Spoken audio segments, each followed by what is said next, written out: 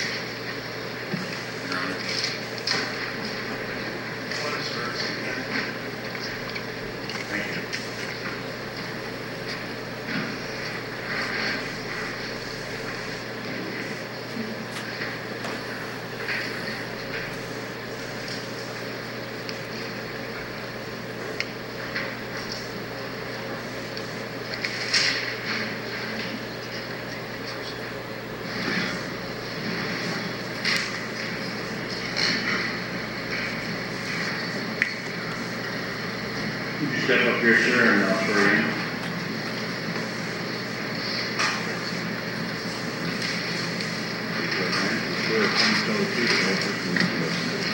I do.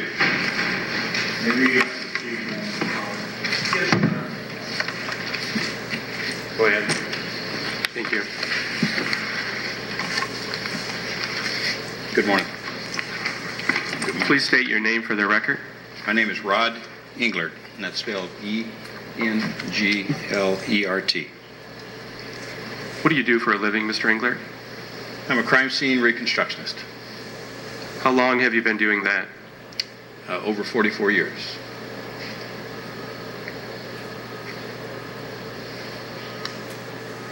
Can you give us some background on your formal education? Yes, I have an associate's in arts degree from East Los Angeles Junior College in Los Angeles. I have a Bachelor of Science degree in Police Science and Administration with a psychology minor from California State University in Los Angeles. I'm a graduate of the 159th FBI Academy, which I was president of that class at the FBI in Quantico, Virginia. And I have over 6,200 hours of in-service training, just taking classes in different aspects of investigation.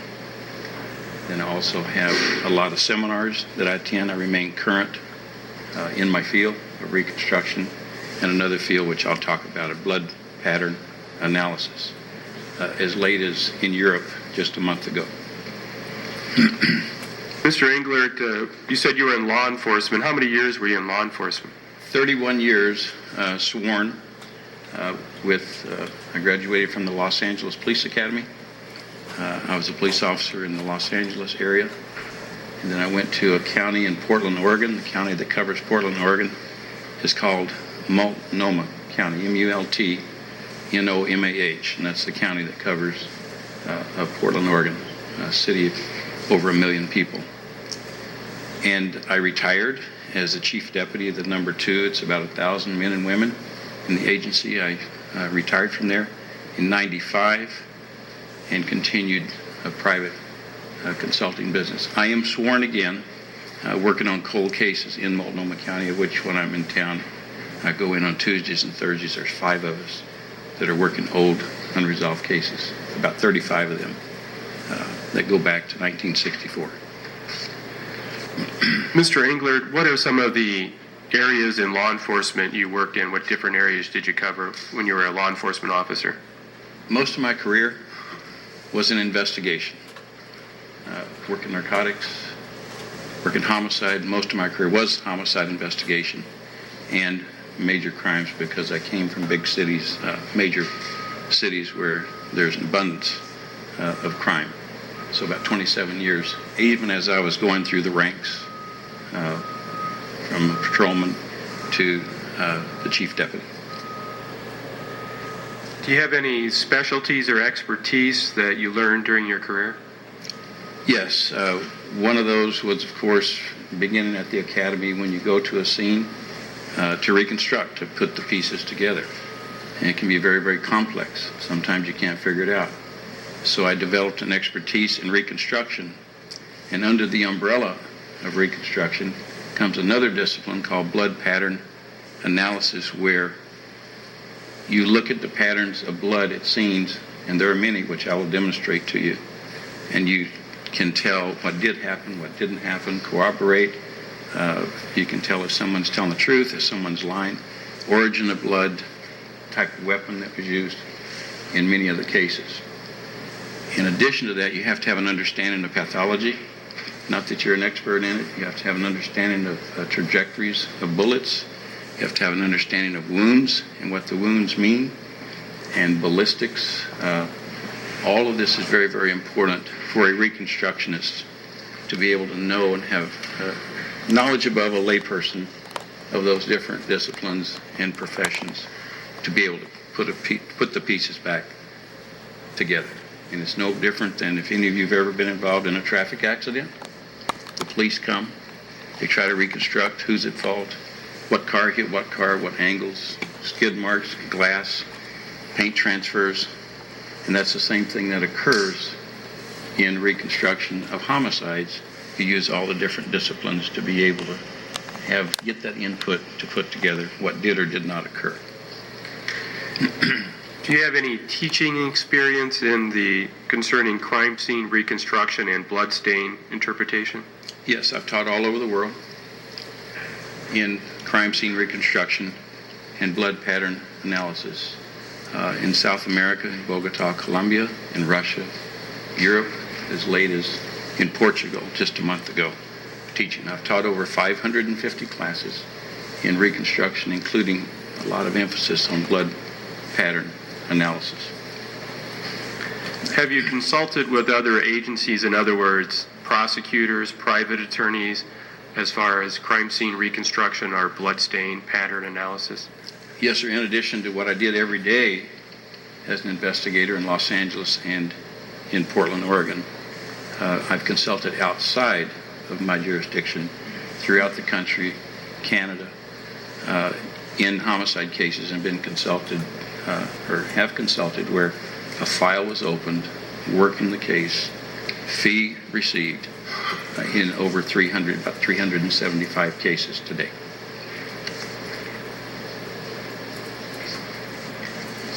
Have you, testified as an expert in crime scene reconstruction, including bloodstain pattern analysis? Yes, sir, I have in 26 states, some of those multiple times, like California, Florida, New York, California, Washington, and Oregon, multiple times. Do you belong to any organizations or societies concerning crime scene reconstruction or bloodstain pattern analysis? I am a member in good standing with all of the ones that I will mention to you, and that's I was the president of the Association of Crime Scene Reconstructionists. I am current with them. I remain current, attend the seminars, will attend one soon.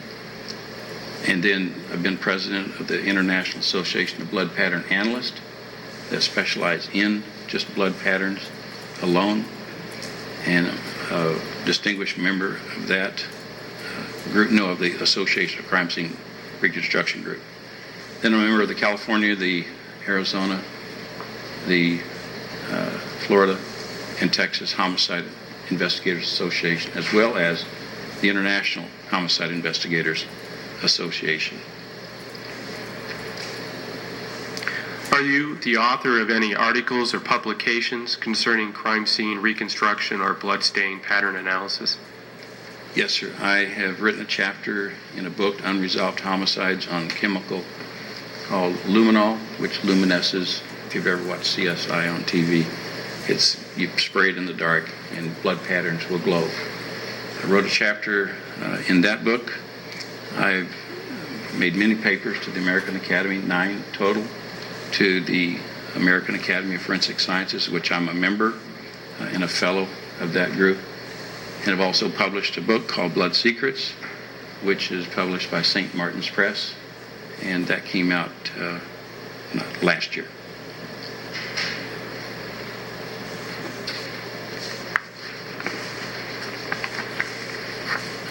May I approach, Your Honor? Amen.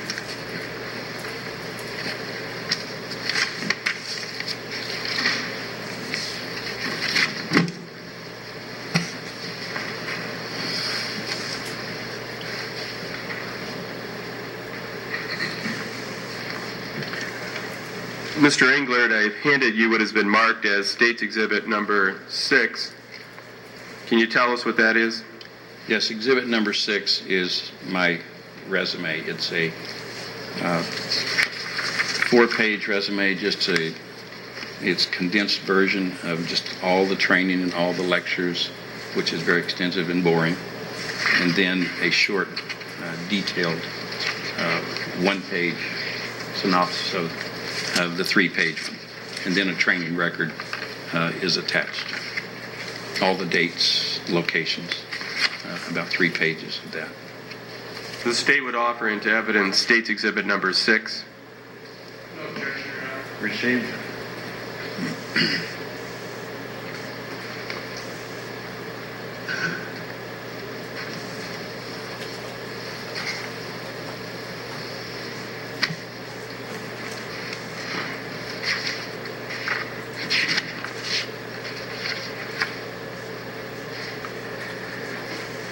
Mr. Englert, have you conducted any type of experiments that would aid you in forming opinions regarding crime scene reconstruction?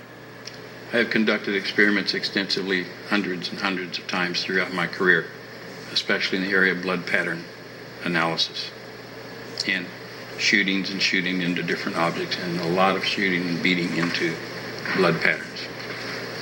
Could we have the witness speak closer to the microphone because I'm having a hard time hearing?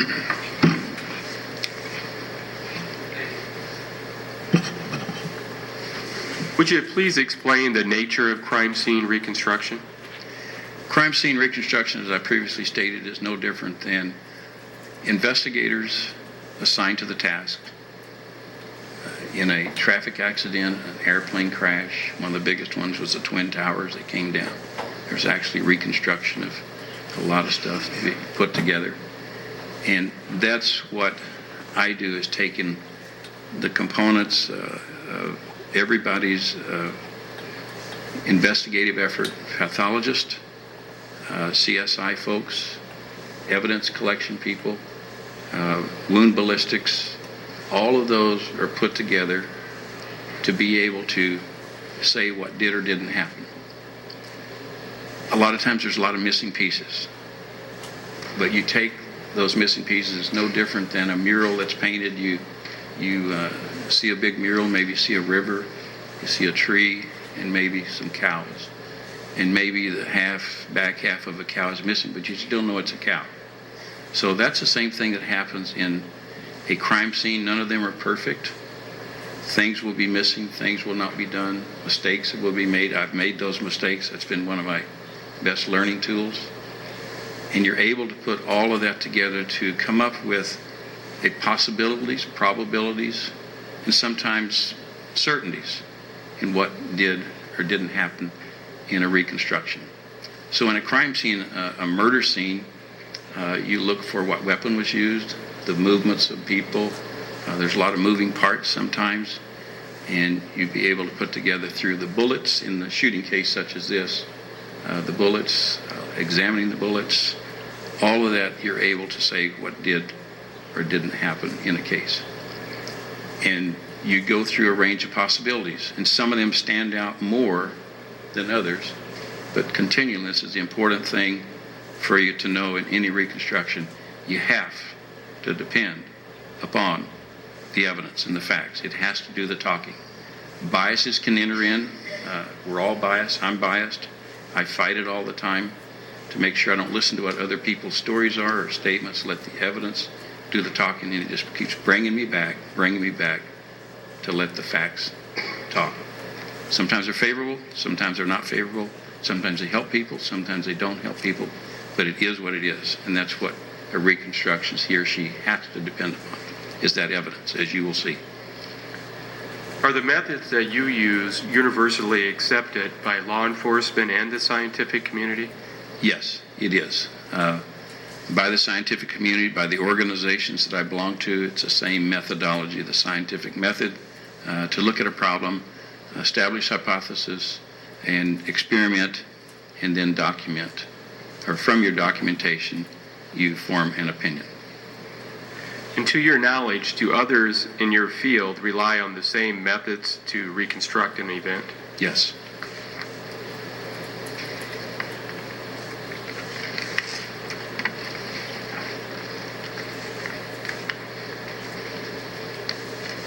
May I approach, Your Honor? May.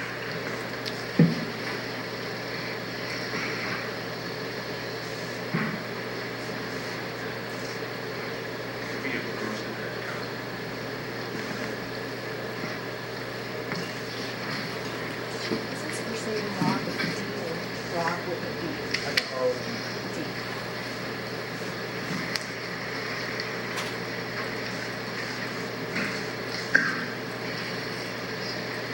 So you got that. Is it rock with a D? Yeah.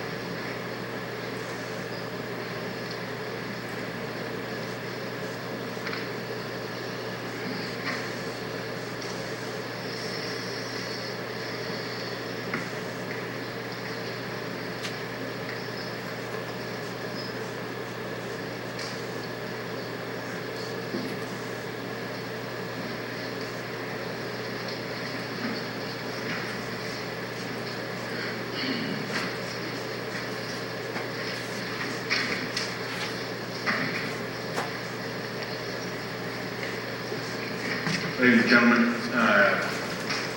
council council for the state requires a few minutes to set something up as a demonstrative exhibit for you. And so let's take about a 10-minute recess at this time. I'd like the record to reflect that we are reconvening outside the presence of the jury. And does the defense wish to say something?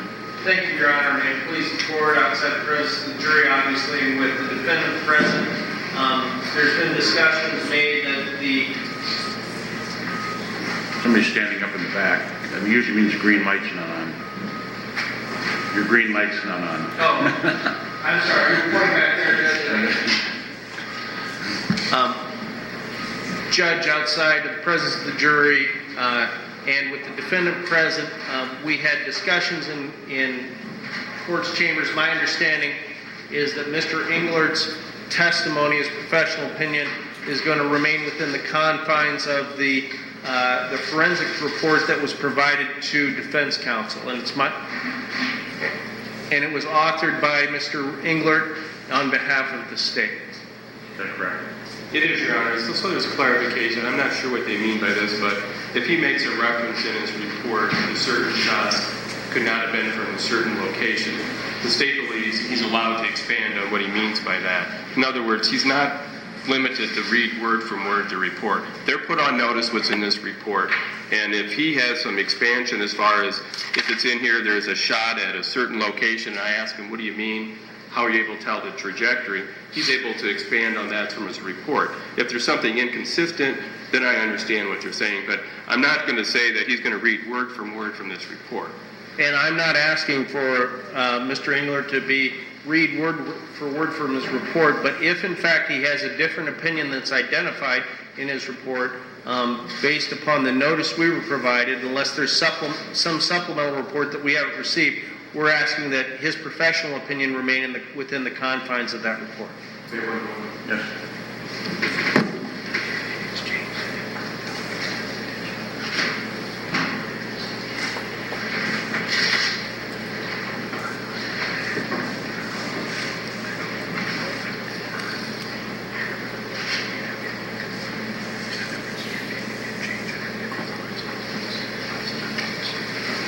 It's my understanding after checking with Mr. Engler, Your Honor, is his opinions have not changed. Okay. Now, I didn't go through with each bullet that was discussed in here and what he's going to say, but his opinions are the same.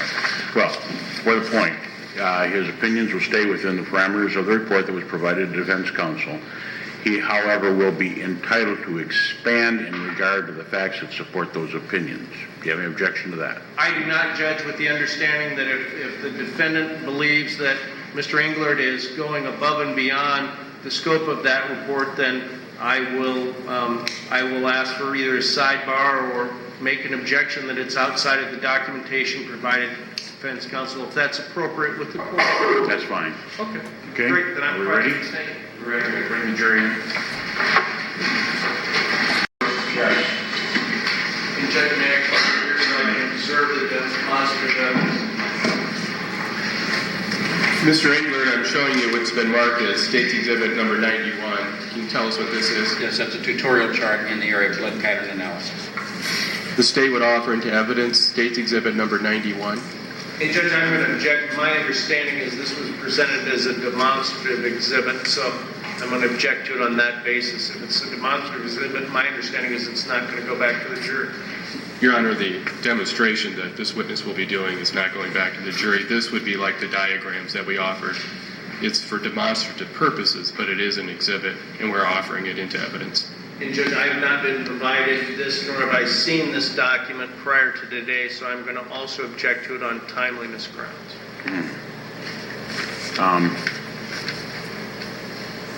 I'm going to, as far as going back to the jury, I will admit it for demonstrative purposes. As far as going back to the jury, I want to think about that for a little bit. Okay, thank you, Judge. You may.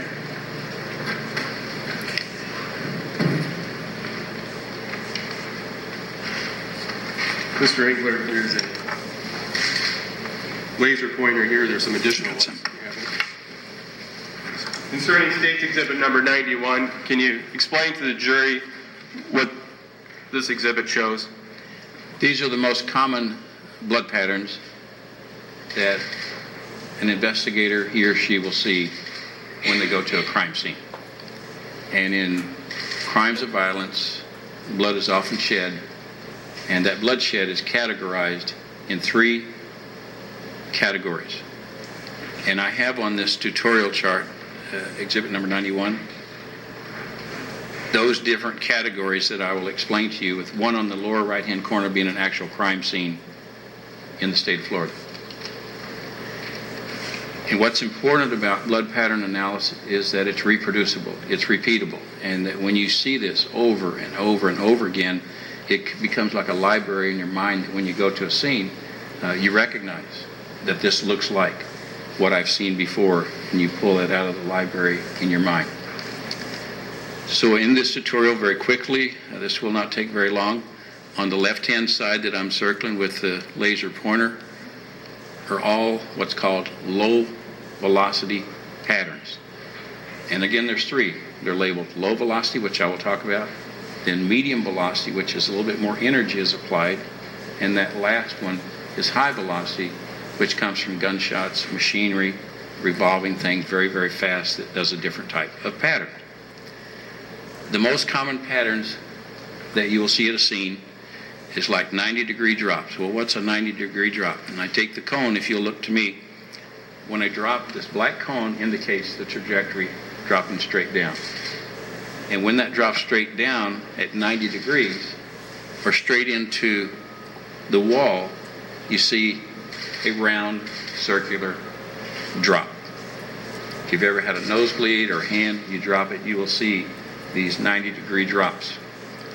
If you're bleeding from your hand and you move your hand, you cast blood. And cast off, if it hits a wall directly on, it will be round.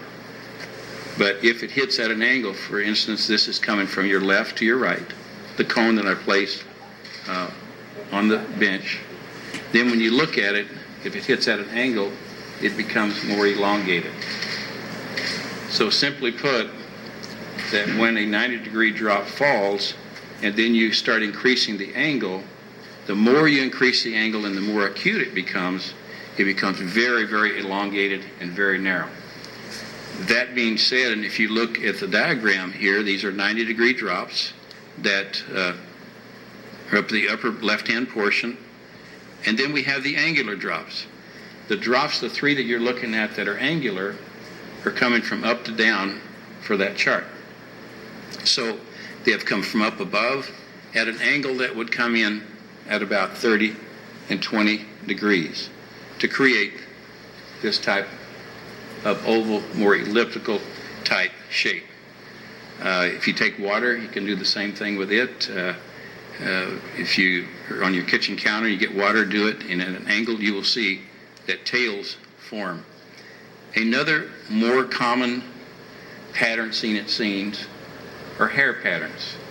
There's two. There's hair swipes. You can tell where it begins and where it ends. Where it feathers out is where it terminates, where it's more dense.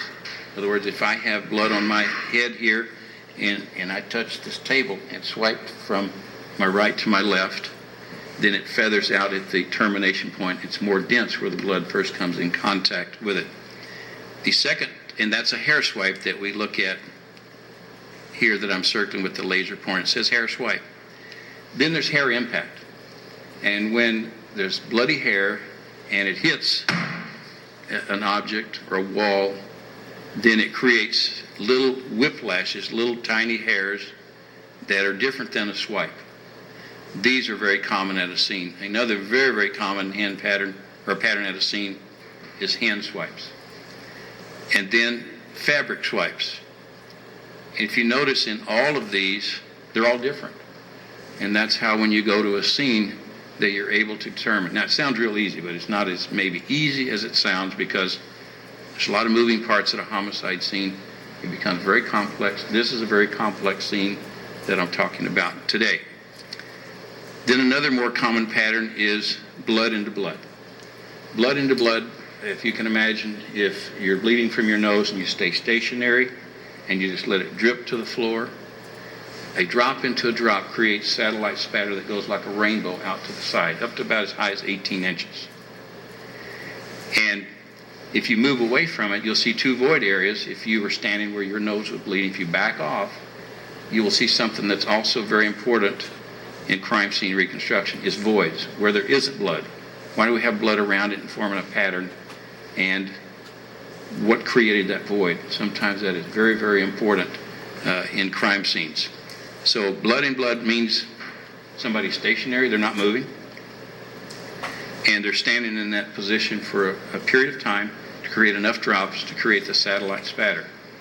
To use as an example, a teaching tool here is where would you expect the satellite spatter to be if you're just standing there with your legs apart?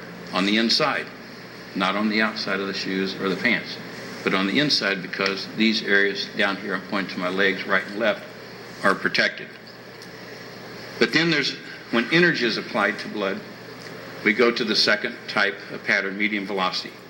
And this is often seen in blunt trauma cases where there's beatings with a fist, with a pipe, with a baseball bat, with an instrument that delivers energy to a source of blood. What's interesting about blood trauma is on the first blow, there's no blood to spatter. Secondly, which, as opposed to what you see on television and CSI, which really messes us up and creates in your minds that we should be doing all this stuff, is that very little blood gets on the attacker when you have a very bloody scene, because the blood goes away from, the force is away from the attacker. That's two things that I used to never believe till I kept going to these scenes. Blunt trauma creates a pattern that you see up in the upper right-hand corner. The third category, which is even more energy, is from heavy or fast revolving machinery or gunshots. And when a bullet goes into a source of blood, like a human head, and it exits, that energy, the more velocity of that bullet, or the more mass of the bullet, creates a breaking up of that blood and tissue into tiny, tiny particulates, as though it's sprayed out of a hairspray container, very, very small. And I'll explain in high velocity that middle picture on the right-hand side. You look for bullet holes. When you see that, for either forward or back spatter. What did I mean by forward spatter or back spatter? If one of you as jurors shoots me in the head, if you're very close to me, within 3 feet, blood has the possibility of getting back on the gun or getting back onto your clothing if you're within 3 feet. This tiny spray that ideally goes back in a cone shape, not all the time, but a lot of the time, proves or disproves that someone is telling the truth or someone is lying. Many times people say, well, I was across the room 20 feet away, gun went off, accidentally, hit the person, but yet he or she has blood all over their clothing, this tiny, tiny mist. Maybe a few drops, maybe a lot, to indicate that's not being truthful. And that's called back spatter, that blood that goes back. Excuse me, can we have a sidebar for just a second? Here.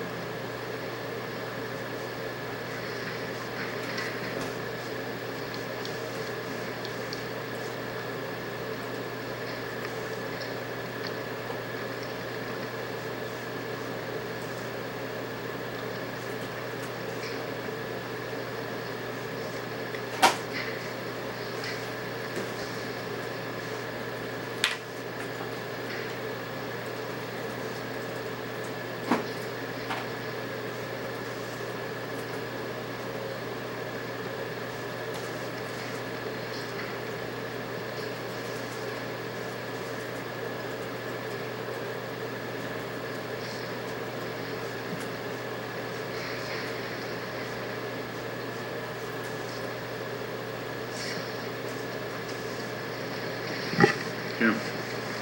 You may proceed. You may continue. Thank you. Back spatter is that cone, ideally, that can go back to you as jurors if you shot me. If I'm wearing a hat or if I have a lot of hair, that blocks it. Shot in the side, if you have a lot of hair, it can block it from coming back. So I'm not saying that every time this occurs. When a person, he or she commits suicide, you look for blowback on the hands. In about 45% of the cases in suicides, you may see it. That's called blowback. Forward spatter is the other pattern that occurs, and that occurs with exit. It's going forward with the bullet. So I'll take each of you as jurors. You point a gun at me, imaginary, and you shoot. When it goes in, that's the entrance. When it exits, blood goes with it, and that's called forward spatter, forward in the direction of the bullet. That also creates a cone-shaped type pattern, if not blocked by hair or hat or clothing, that goes forward. And if you shoot me and my head is turned to the side and you shoot me on the left side of the head, spatter can hit this wall. If I'm laying down on the floor and you shoot me when that spatter hits, it goes out to the side in very, very elongated little streaks, as you will see in this particular case. This case is mostly about that last category, high velocity, and with some of drops and cast off. And what's important about this is, again, that it's reproducible, that you can reproduce this so that scientifically you can rely upon it. It doesn't change. These patterns don't change. So I'm ready to just do a short demonstration for you and show you with stage blood that I have to be able to demonstrate to you some of these patterns, with the exception of shooting a gun in the courtroom. I will hit it, I will touch it, I will swipe it, I'll use hair just very quickly so that you can see that it will look a lot like the same patterns that are on that tutorial chart. And Judge, before Mr. Englert does that, may I have diary him briefly? Certainly. Mr. Englert, what's been identified as State's Exhibit 91 that you made reference to with the jury, Yes, sir. none of the drops of blood that are identified in Exhibit 91, they don't have anything to do with this crime scene. It's simply demonstrative for this jury, correct? For an understanding to be taught what the patterns are, yes. Thank you, Your Honor. Okay, may I proceed? Yep. May he step down, Your Honor? Thank you, Your Honor.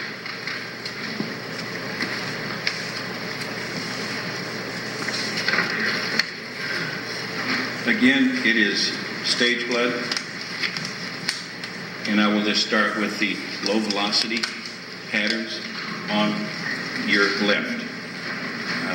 This blood is not real blood, there's no contamination, and I will try to stay out of your view here and stay close to you. The report. I believe that all of you may have to stand up, some of you to see, but drops of blood, 90 degrees, is if I just drop it straight down. In fact, I'll just use the back tutorial chart. Actually, if you don't, that may be an exhibit. Okay. Could I use, is there another one? You just want to use some white. And you can tear it out. This way you can see it close. 90-degree drops of blood. If straight down, will be round. And the higher the drop does not mean the larger the spatter. And if I turn this, something is happening that's really important in crime scenes is it's getting darker at the base of it. That's called the density zone. Blood dries very fast. In 3 to 6 minutes, blood dries. Thin areas like this. Now this won't dry because it's a water base. So that is something we depend upon, because if I go into a scene, this is going to move now, if I go into a scene and the density zone is up on the wall, somebody turn the wall upside down, or a box, or a lampshade. Somebody moved that when the blood was wet. The other pattern, and I'm just going to tilt this, and I'll do it to where it won't get on anything. I'm going to tilt this at an angle. The tails will always point direction of travel, the little sharp ends, not the blunt end. So when I drop this drop on this, you'll notice it's becoming oval shaped. It's like, that's okay, I'll use that. Okay. Because I was going to pour some out anyway. It becomes oval shaped.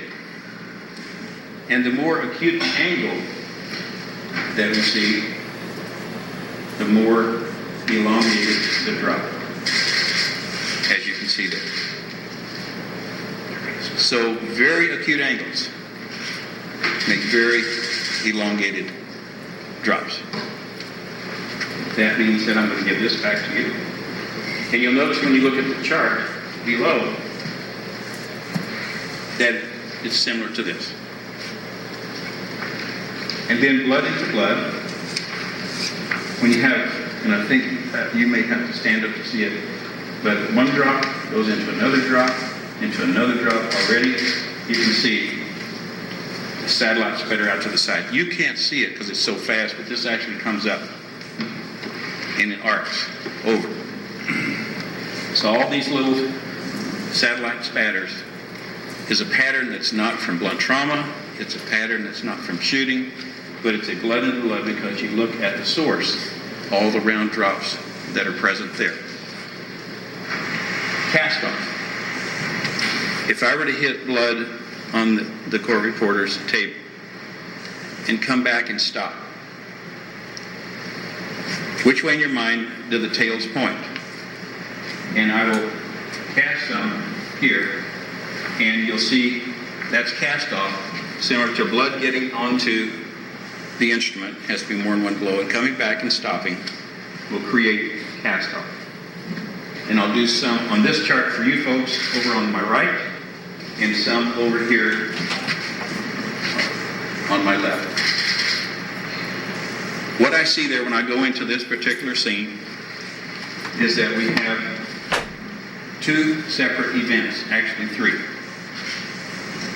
And we have one event coming from a possible area, not over there to my right, but all these little tails are coming from to your left. The other event, how we separate them in scenes, is this one is separate from that one. So that's called sequencing. That is being able to look at the blood patterns and determine that the two events that have occurred, as you will see in this particular case. And then there's gravity patterns, a very common pattern. And if I put blood on my glove and I grab this is very common because in bloody beatings, people grabbing each other, altercation, in fights, you get a pattern that's like so, grabbing patterns. And when the crime lab lays it out, you see a lot of little voids. Other patterns that are observed in crime scenes are hand patterns. And I'll do it on both sides for you.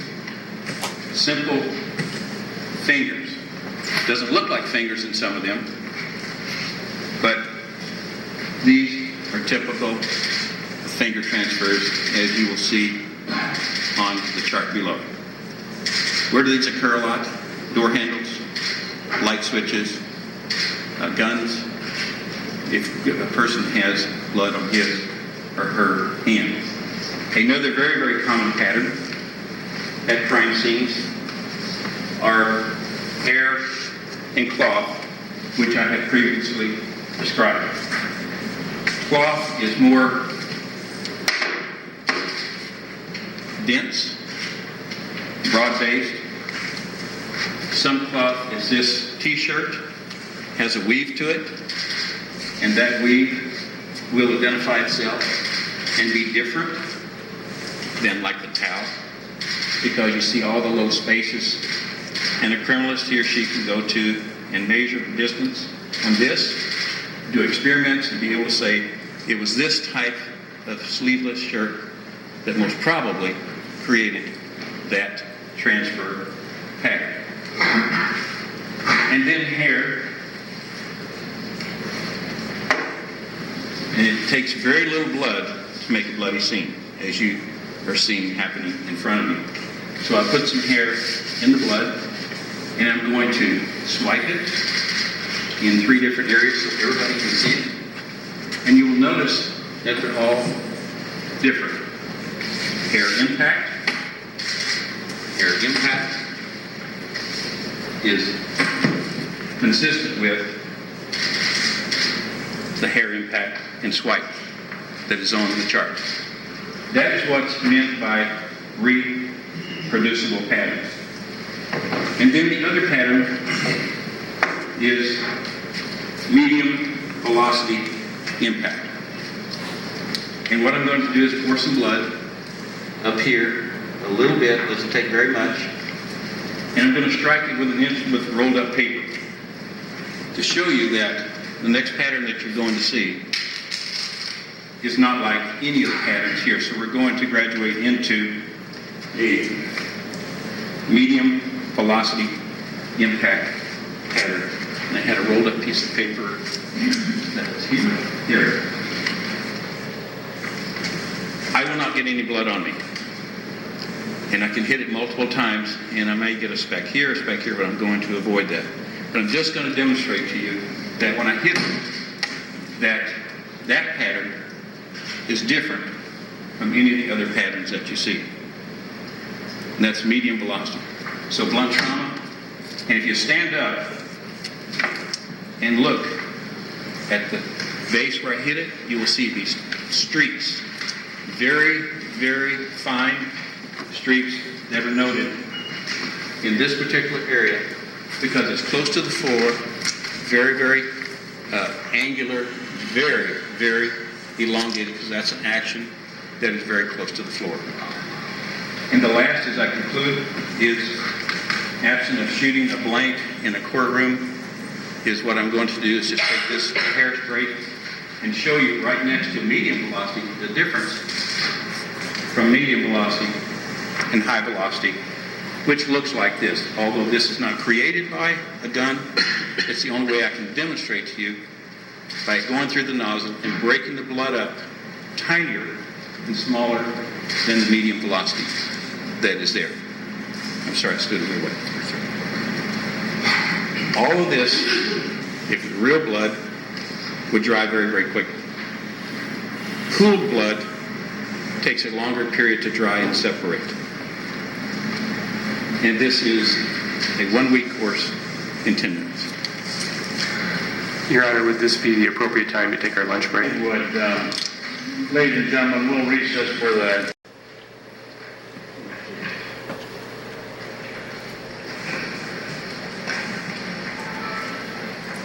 Let the record to show that we are reconvened outside the presence of the jury.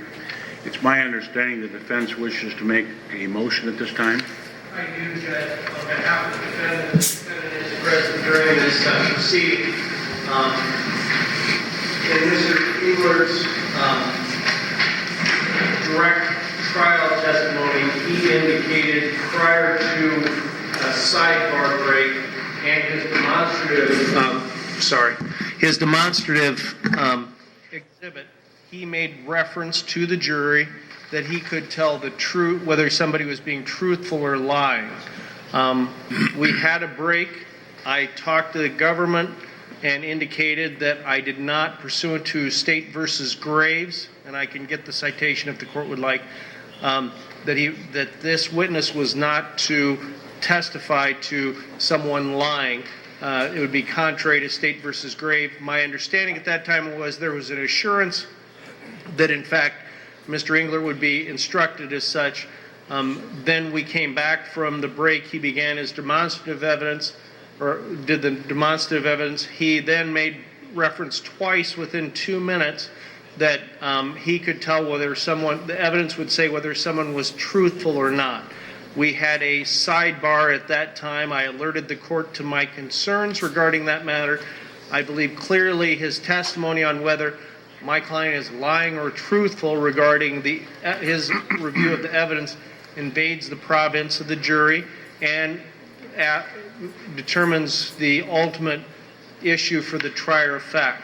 So for those reasons, we'd simply request the court admonish Mr. Englert from making any reference to the defendant being truthful or lying based on the evidence, and that if his testimony is inconsistent with the report that we've been provided, the defense may be bringing additional requests and motions. Okay.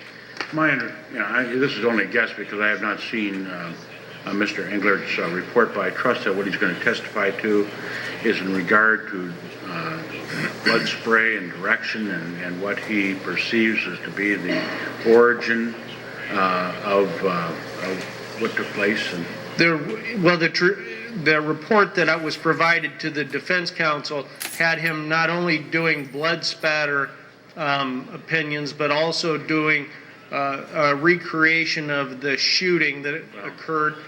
I would trust, and I guess that's why I assume that based on the splatter, that he would identify where the shooting took place. Am I wrong in that regard? No, you're correct, Judge. And I was just, since the court hasn't seen the report itself, it does more than that in that they do role playing where they have a person who's about the same height as the decedent and the same height as the defendant, and then they actually have trajectory strings showing where the bullets went. So the court's correct, there is an opinion on blood spatter. That was part of the report, but he's also going to testify to the trajectory of the bullets. I just want to make sure. And not in the report, the trajectory? Oh, it was. Okay. It was. I just wanted to make sure for the court's clarification that it was above and beyond the blood spatter issue. Right. But your objection to is using any phraseology regarding lying or telling the truth, et cetera. Yes. And I agree that it probably invade the problem. Did counsel for the state talk to Mr. Emerson? I did, Your Honor. I explained it can be inconsistent with the physical evidence if there was a story that he was referring to before. Right. Concerning the report, Your Honor, and again, just so it's clear, it's my understanding this witness has not changed any of the opinions of the report. The purpose of minutes is to put the defense on notice what this witness may testify. They actually listed this person as one of their witnesses. They had an opportunity to depose him just because in Oregon we offered the opportunity by phone. So again, my understanding, his opinions do not change, but it is not going to be word for word from that report. And they've had plenty of opportunity if they wanted to. They've been put on notice to depose him. I think we addressed this in the sidebar, and I agree. Okay. As far as the opinions, they do not go outside the province of the report, but certainly he can inform us as to how he arrives at those opinions, and to whatever extent he needs to do. All right. Now, there are a couple. I returned from lunch, and I found a couple other motions on my desk. I'm sorry? Those are the ones that we discussed earlier, Your Honor. If you want to take them up, we certainly can. I'm sorry. I guess I know you started to talk to me about these, but first of all, one, you want Dateline to turn over any video that they've done in regard to this case? Yes, Your Honor. What's that for? We want to review some of the trial testimony that's been given thus far for our closing argument, and we've requested those of Dateline. They indicate that they need a court order in order to do that, and we've also agreed to provide a copy of that to the state as well. So Dateline is in agreement with this? As long as they have a court order. Let me address that. Judge, there have been discussions about obtaining the video feed on this matter. My understanding is that the press obviously wants to be fair and impartial to both sides. My understanding is if there is a court order allowing both parties, not for us to receive it and then turn it over to the government, but for both sides to have equal access to the video feed, they still have to have their lawyer look at it. But my understanding, since this is obviously covered by the media, to have that would be I believe, beneficial to both sides. There may be some of those live streams that would be presented at the time of closing argument. That would be no different than what I've done in other cases where you take a deposition of a doctor, it's, let's say, a perpetuation deposition, you do a videotape of it at the same time, and then you would identify certain parts in closing argument to show not new evidence, but what the jury has already seen. So it needs to be even-handedly applied. With this, the government would have the same access to the same video feeds that we did, but my understanding is that if it's going to happen, there has to be a court order, and there has to be where it's provided to both sides. You have no objection to this, Mr. Emery? I actually do, Your Honor. There is, again, the jurors don't get to take the transcript back. A state is not aware of any case where a live feed can be used in our closing. I thought the original argument they were going to use was use this for if they want to remember what a witness said so they can make an argument. As opposed to playing it. Right. It's not evidence, and it's not going to go back to the jury, and the state would object. It wouldn't be any different than if we asked for a transcript right now, and then we get to start waiving the transcript in front of a jury because it's not done, it would not be certified at this point. Now, if it was a tool just to remember what was being said, that would be one part of it. But the state is concerned if it's going to be played during the closing arguments. I'm not sure if the attorneys for Dateline have been provided notice and if they want to make the argument. That was my next question as well. Okay. But I guess for the court is, I'm not aware of any case that allowed us to play in closing argument a video feed of the actual trial. Because then they're playing an undue emphasis on that portion of the testimony. We have exhibits. The Dateline is not an exhibit, the video of the trial.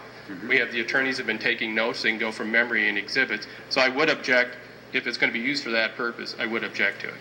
And Judge, I'm simply going to put my intent is to put up specific pieces of evidence. It's not hearsay, Judge, it's what these jurors have seen. It's no different than me taking a deposition and putting it on the transcript and showing that to the jury on an Elmo. I'm surprised that the government's making the argument they are based upon at least two different exhibits that they're asking for demonstrative purposes. I'm not putting in new evidence. I'm not putting in commercials during the breaks. I would simply be showing this jury what they've already seen. Issues that I can address in closing argument, and Mr. Hammerhand can do the same. Has Dateline been made aware of this request, by the way? You know? Well, my understanding is the first step would be to have a court order in place, then they can proceed how they wish. I guess I'd rather hear their argument before I issue any court order. Anyway, we've got a few days in this regard, correct? Yes and no, Judge. Okay. I mean, obviously, we have until, I assume, Friday or Monday. Well, let's put it this way. I got at least till tomorrow to think about this. Judge, you're the judge. You can do whatever you want. If and you know that already. But in this situation, if we were to be able to have access to the download feeds and or flash drive, it will take some time to find, for the government as well as the defense, right, finding specific pieces of evidence that, or at least video feed that you'd want. All right. What I would like to do is I would like to hear from a representative of Dateline, first of all, whether they have a real objection to this, Okay. from any standpoint. And secondly, I want to take a look and see if I can find anything on this issue as far as what can go to the jury, what the jury can even see in closing argument. But And to be clear, points well taken. I'm not asking that go back to the jury. I understand. Simply, Just to play it during closing argument. yes. We'll get you an answer by tomorrow. But if you would be so kind, the two of you, perhaps find out who a representative from Dateline is and find out if they have an objection to providing this in the first place. Okay. Thank you, Judge. Then I also have two other motions or applications. One for more fees in regard to private investigator, and one for more fees in regard to a psychologist. Is that correct, Ms. Anderson? Yes, it is, Your Honor. All right.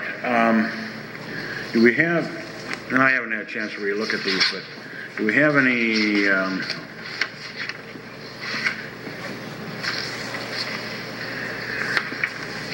I was going to say itemized statements of what they've expended so far.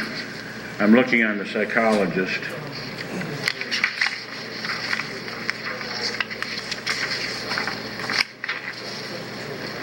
How much has he received already?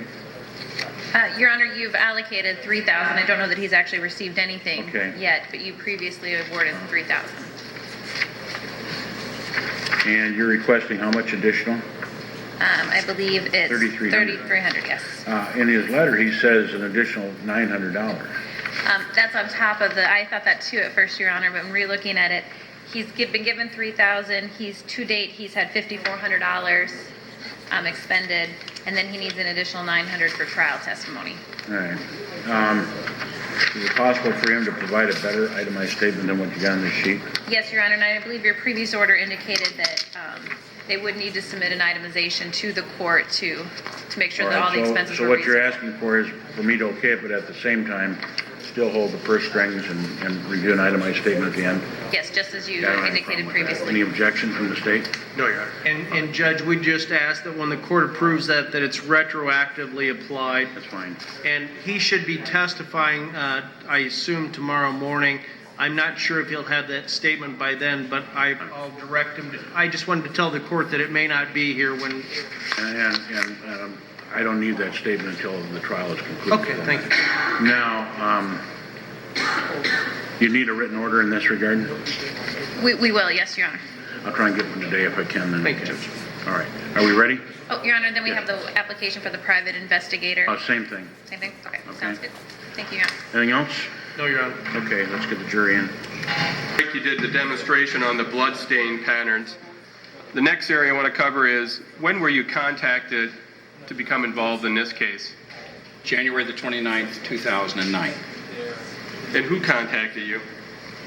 Trent Valicia, Special Agent Trent Valicia. And that was when you were contacted January 29th of 2000? That was the date that I was retained. I had been contacted a couple of days prior, and he wanted permission to hire me from a prosecutor, and on the 29th I was contacted. Of what year again? I'm sorry. 2009. And what were you I'm asked sorry, to do? 8. I'm sorry, 8. What were you asked to do in this case? To do a blood spatter interpretation, a blood pattern analysis, and a reconstruction of the event. What do you charge for your services? At that time, I charged $3.95 per hour. My current rate is 425 hours per hour, and that includes 3 people: a photographer, a partner, an analyst, and myself. And how many hours have you put in this case? At the time that we finished in April, it was 80.1 hours. Total of $36,000, and expenses were $3,800, airfare, lodging, and expenses incurred. How many hours after? In that 80.1 hours, did you do a report in the case? Yes. And about how long was your report? The report's about 22 pages long. Since that time, have you put additional hours in the case?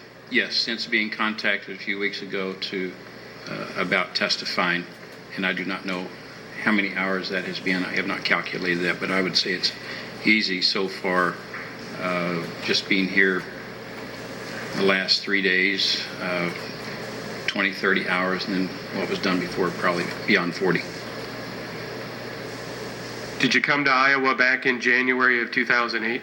On the 15th and the 16th. I flew in on the 15th, had a meeting with many people, and medical examiner, police officers, I have all their names, and we had a general meeting, and then analyzed evidence at this agency, the lab in Des Moines, and then the following day looked at all the bullets and casings, and then went to the residence on the following day, the 16th, and did a role-playing reconstruction using models about the same size, as close as we could get to the participants involved in this case, and went back to the house with a search warrant of the residence where this occurred.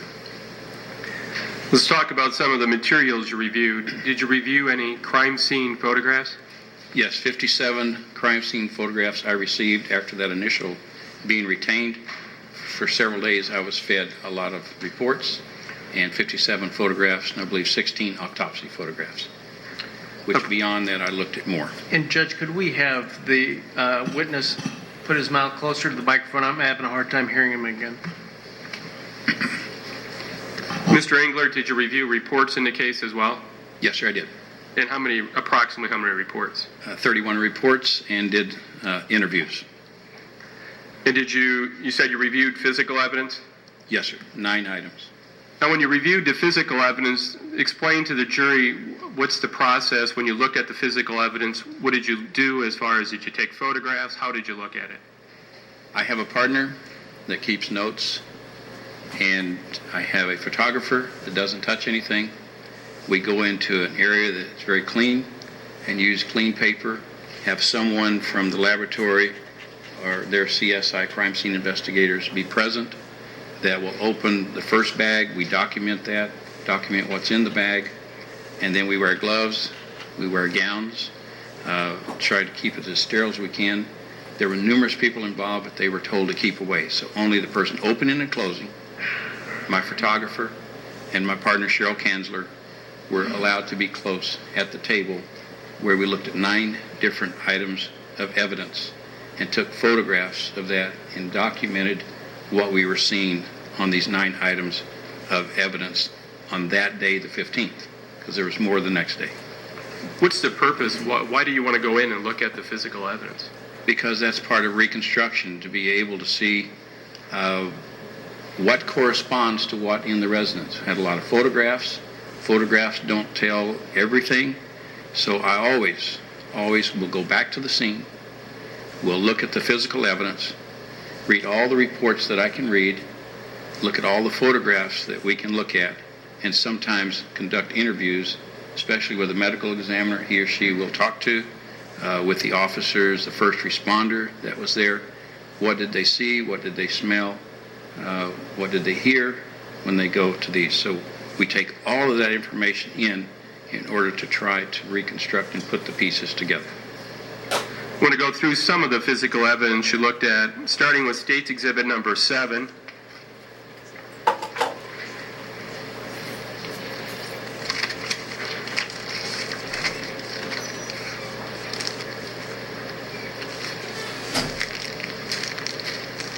Did you get a chance to look at some pantyhose at the DCI laboratory? I did. And did you take a photograph at the laboratory? I did. My Okay, photographer did. May I approach? Yes.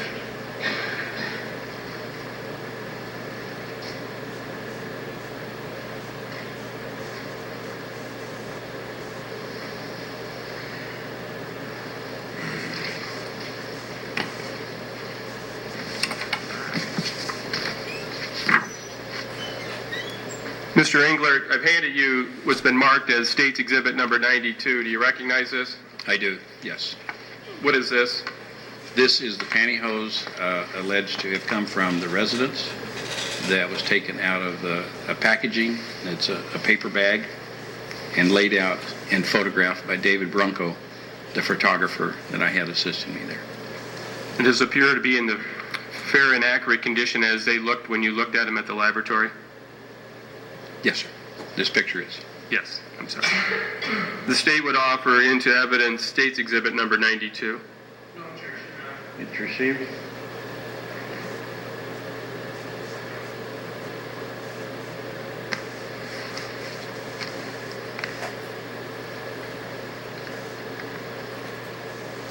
Permission to publish? Certainly.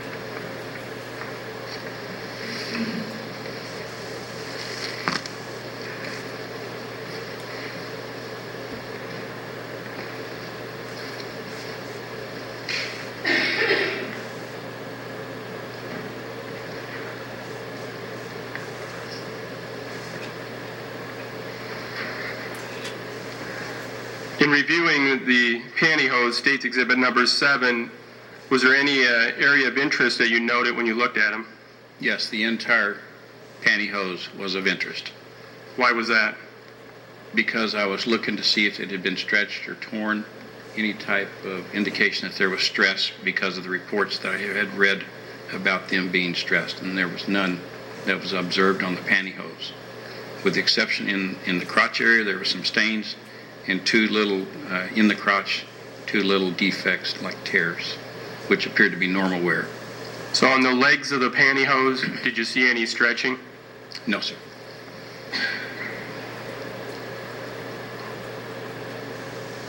Did you see any tearing on the legs of the pantyhose? No, sir, I did not.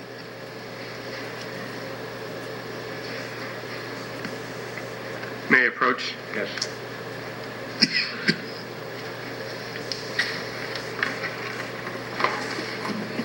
Show you State's Exhibit number 12.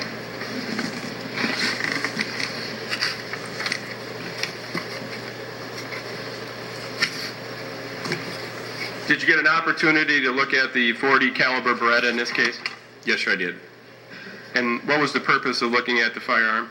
To examine the firearm to see close proximity, possibly, of the weapon when it was fired, especially the face of it, the sights, the muzzle, see if there was any blood on it, and either on the side to determine distance that it may have been away from. And took pictures of that also. Going back to the pantyhose, State's Exhibit 7, did you ask someone from the lab to take a swab and swab the areas for DNA? Yes, sir, I did. And why did you do that? To determine in-touch DNA, to see if there were any donors of anybody else on the pantyhose, other contributors that may or may not be there. And did you ask somebody from the DCI laboratory to swab the State's Exhibit 12, the .40 caliber Beretta? Yes, sir, I did. For what purpose? To see what other donors may be on there, see if the gun had been handled by anyone else, and especially to see if there was any blood on the face of the weapon, to tell me approximate how far the gun may have been away from the impacts. Next, State's Exhibit number 11.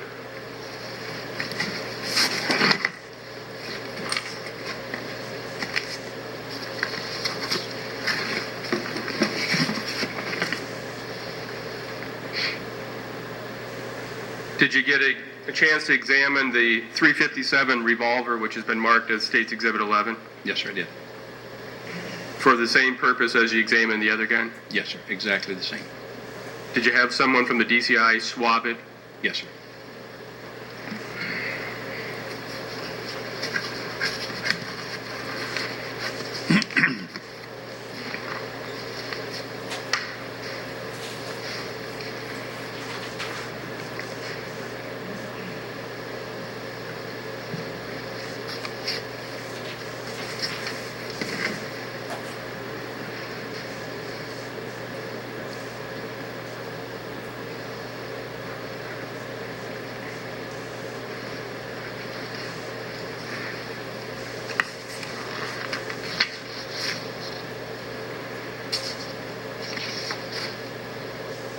Mr. Englert, I've handed you 3 additional photographs, State's Exhibits 93 through 95. Are these some of the photographs you'd have taken of Dustin's shirt? Yes, sir. The next item that was examined was a red T-shirt, short sleeve with American flag on the front. The State would offer into evidence State's Exhibits 93, 94, and 95. They are received.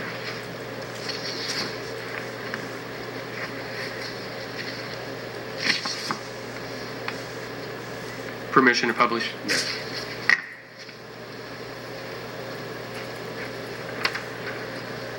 Starting with State's Exhibit 93.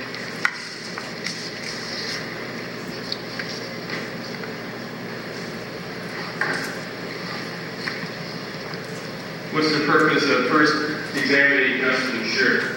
To determine the defects, if any, in any type of garment, and to determine the blood patterns, and mainly to see if it corresponds to the wounds on the body from the autopsy. In other words, if you have a shot in the middle of your chest, you should, if it's gone through garments, have a corresponding type defect in that garment. And that's why. And we put it out so that you can see it overall. We label it. We have everything is measured. I have notes on all the measurements of everything, where the defects are, how far they are from the collar, how far from the bottom, so I know exactly where those defects are. Did you find some defects in this case? There were several, yes, sir.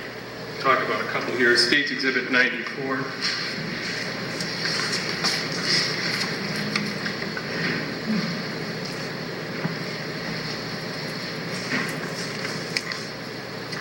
What does that photograph show? That's just a typical bullet type defect. There are 2 separate defects there corresponding to some wounds on the body. State's Exhibit 95.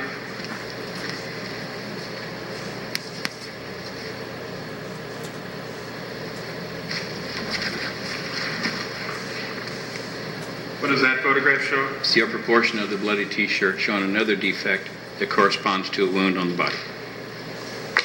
That's what the ABO scale. ABO is just the scale that is surrounded, so you can look and see the size of that particular defect.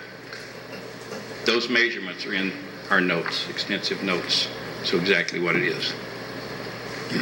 Did you also have an opportunity to examine, or let me back up, for Dustin's shirt, the red shirt, did you see any soot or stippling on the shirt?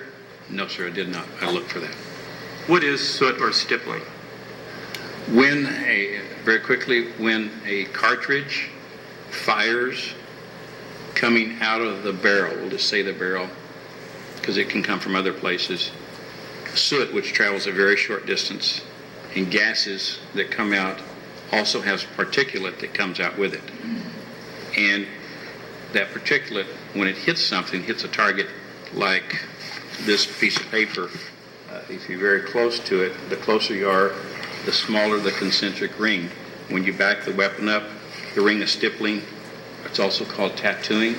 Particles go into that target, and these are just unburned gunpowder particles that go in, and the further you get back, the larger this concentric ring increases till you get beyond the ability, which is like 2 to 3 feet, for it to create any type on here, and that's called distant shooting. So it's distant, intermediate, when you start to get particles, and the closer you get, soot can actually go in That's what a medical examiner, they look for. They'll look for soot in the bone, in the tissue, and particles in. So the closer you get, the less you have of a ring.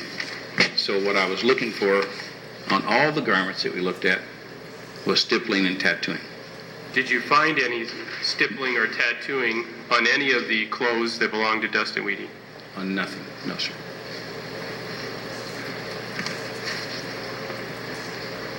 May I approach? Yes.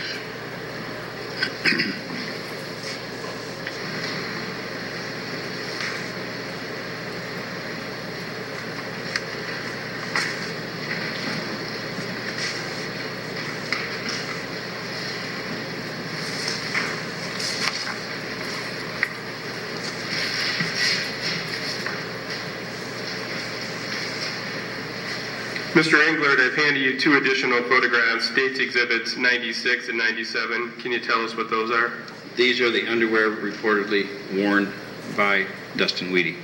These are like Fruit of the Loom. I don't know the brand. It would be in our notes, but they're white briefs with blood stains and bullet-type defects. The state would offer into evidence States Exhibits 96 and 97. No objection, Your Honor. Received.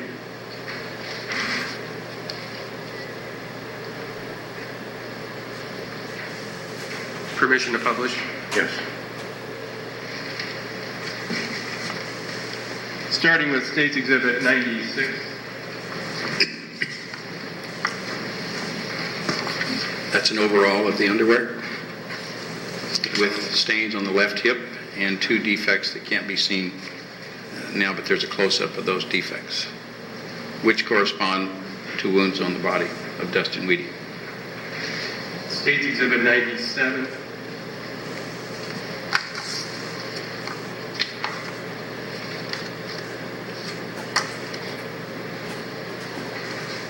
And those are the defects, corresponding wounds. One is an exit, the one to your left, and the one to your right would be consistent with the entrance, which is smaller. So that's an exit and an entrance. That corresponds to an exit and an entrance on the body in the front of Dustin Weedy.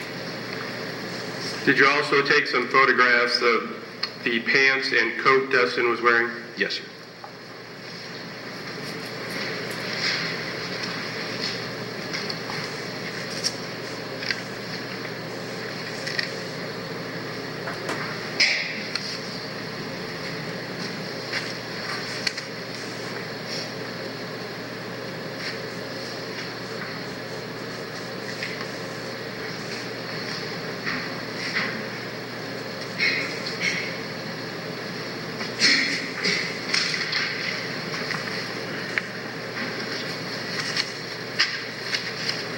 Mr. Englert, I've handed you some additional photographs, States Exhibits 98 through 101. Are these just some of the photographs you'd have taken of Dustin's blue jeans and leather jacket? Yes, these were examined separately, but you're going to see them together, and they are just showing the blood patterns and defects that correspond to the wounds on the body of Dustin Weedy. State would offer into evidence States Exhibits number 98 through 101 inclusive. No objection, Your Honor. Received.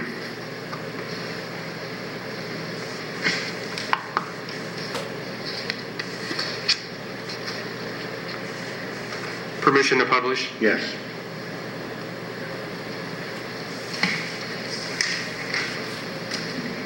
Starting with States Exhibit number 98.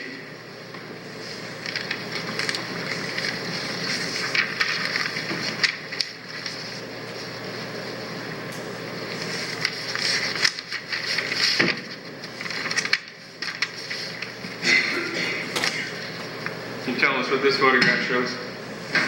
That is the jeans allegedly worn by Justin Weedy. Has a brown belt, and up at the left-hand pocket above it is a blood pattern from bleeding, pooling of blood, and also two defects that correspond to the two defects you just looked at in the underwear that correspond to the wounds in that area on Justin Weedy.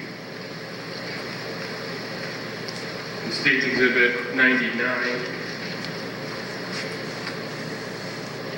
And that is a close-up of what I just described up by the pocket with the ABO scale in the photograph showing the defects in the middle of the pooling area by the upper left pocket, left hip. And how many defects or holes? There are two. I'm sorry. There are two. And you're referring, so we can see it's hard to photograph, there's one in this area? Yes, sir. And one, In that area? yes, sir. State's Exhibit 100.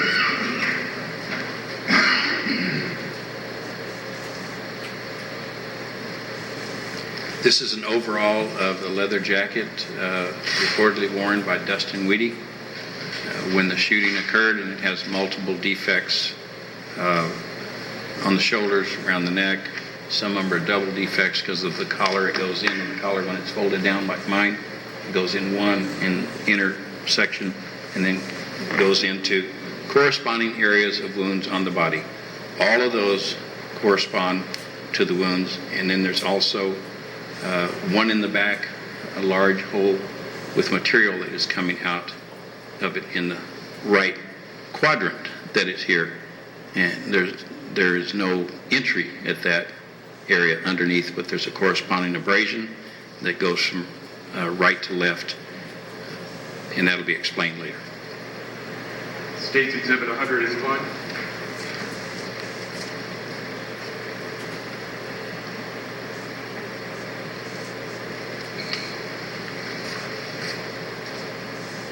What does this photograph show? That is just a close-up of the defects in the collar area and extensive bleeding, pooling of blood that is dried. And there was a little bit of mold around some of that, but not much. It didn't affect the analysis. Did you also examine the casings in this case? Yes, sir, I did. And as well as the bullets? Yes, sir. Casings that is seen, are they helpful in determining the location where the spot or where the shooter may have been? Yes, they are helpful, but they cannot be depended upon because casings and experiments that I've done and shootings that I've been to, they're transient. They'll bounce off of things, move places, but what you look for is clusters. And in this particular case, the majority of them are in the bedroom or close to the bedroom. So that's important. But to say, does it position a person? No, it does not. May I approach again? Yes.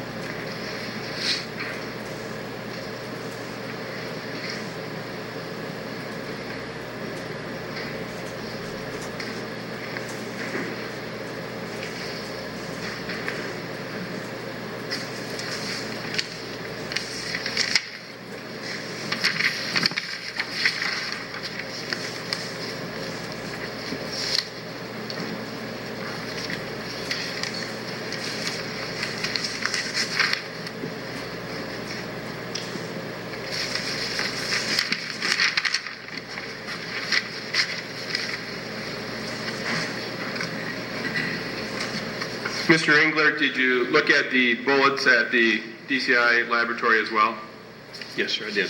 And what's the purpose of actually looking at the bullets? To determine the deformation, to see if they hit an intermediate object or going into a wall, going into brick, going into the floor, look for flooring particles, look for clothing particles, look for blood, look for tissue, also bone, because a bullet going through a body will pick up those, the biological material, bone, blood, and also if it goes through another target, it will pick up plaster, it will pick up all that wood and fibers, and then I look at that and then ask that the laboratory examine them to give a determinant, because mine is just what I say is an observation, and it looks like what I've seen in the library that I have in my head from before, but I always like to get confirmation, and that's what was done with these. So we looked at each bullet, took pictures of each bullet and the casings.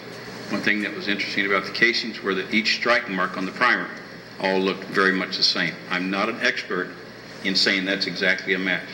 So that is up to the firearms people to carry it further beyond my ability to do. But my eye, in looking at it, tells me they sure look the same. Let's confirm it. So in other words, was there more than one gun that was used for that purpose?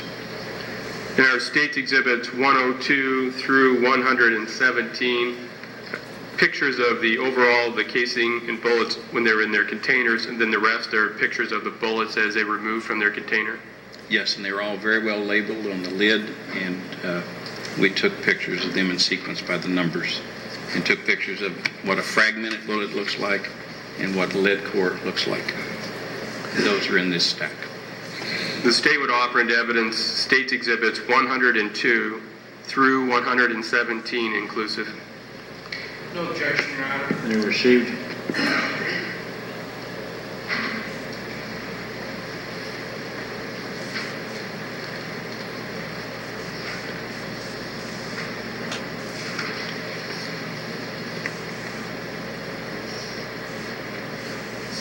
Permission to publish?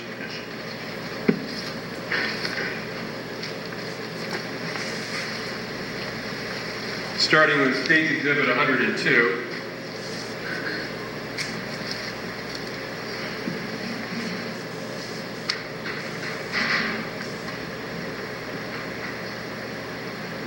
What's the purpose of this picture? That is the overall of all the containers that I looked at with an explanation. All those round ones are labeled. Those are bullets that are in there, and then that's from the investigators. The blue boxes are from the medical examiner's office, of which 2 items came from the ME's office that are in the blue boxes. Starting with State's Exhibit 103.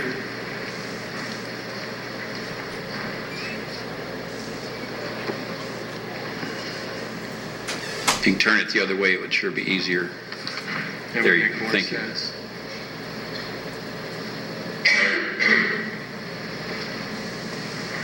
And that's a jacketed bullet that is in there. And that's to show what the bullet looked like. And it's been removed, and it's on the outside. You're looking at the nose of it. It's a hollow point, copper jacketed bullet, and it's covering the copper jacket.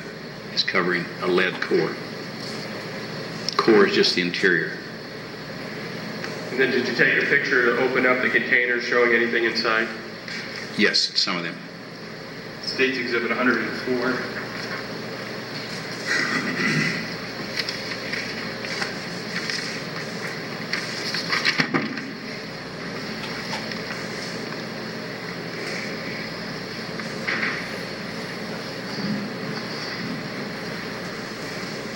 That is the interior of that bullet, and those particles that are seen there appear to be leather particulate, consistent with, but not confirmed, consistent with the leather jacket that the bullet went through.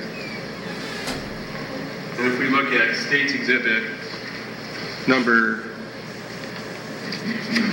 9, there's a labeled number 9 in here. Yes. It's the same container we're talking about. That's correct, and this was found near the door on the west wall.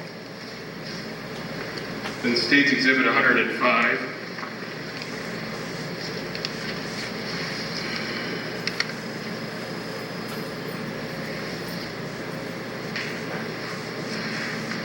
This is the next one. It's got labeled 10 on it. These are in somewhat of a sequence. And outside of that container is that deformed bullet with the jacket around it. Then State's Exhibit 106. This was near the dresser in the northwest corner in front of the TV on the floor. So northwest corner. Again, it'd be to the west side. The two I mentioned are to the west side of the bedroom. Then State's Exhibit 106. That's just a close-up of that deformed bullet. It has struck something, and that bullet also has leather-like material embedded in the nose. State's Exhibit number 107. And that will be the next one, number 11. That is just a lead core. That's the jacket has separated from that, and this is near the north closet on the floor where it was found. It has tissue and blood also, what appears to be tissue and blood on it. And each time I explain it, be aware it appears to be consistent with. This is things are confirmed by the laboratory. State's Exhibit 108.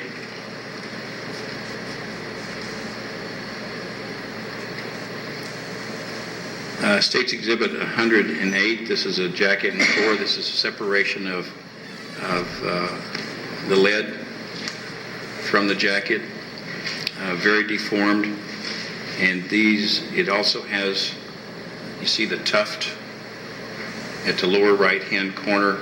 That tuft matches or looks like the same material that's the interior of the leather jacket.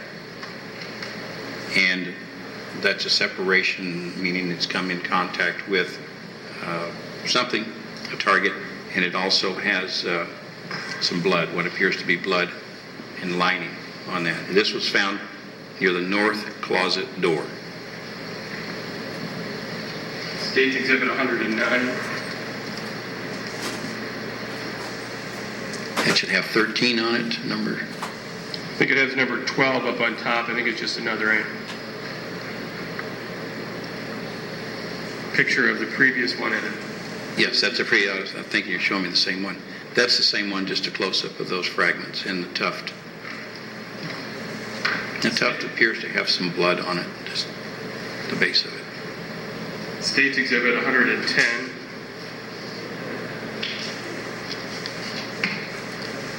And that is number 13. Yes. And this is a jacket and bullet, and it's from a hutch, which is close to the west door where you walk into the bedroom. So you walk in from the west, you're looking to the east, and this was from a hutch to the right of that door. As I walk in, to the right of the door is this bullet was removed from a hutch. It has also tissue and what appeared to be bone in this, on the nose. State's Exhibit 111.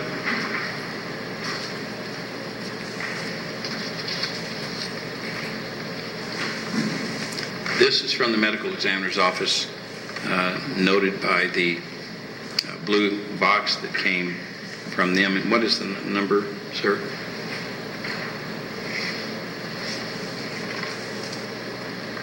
State's Exhibit 111, according to the box, it says right arm. Yes, this was removed from subcutaneously from underneath the skin at the right arm that aligns with what the medical examiner aligned as a number 5 shot to the right upper shoulder. And that was removed, and we looked at that also, and obviously it has blood because it was in that subcutaneous area. Then State's Exhibit 112. So it's just a close-up of that. Yes, so that's just a close-up of that, and a little particle there, and there was blood and tissue, what appeared to be bone, attached to this. State's Exhibit 113.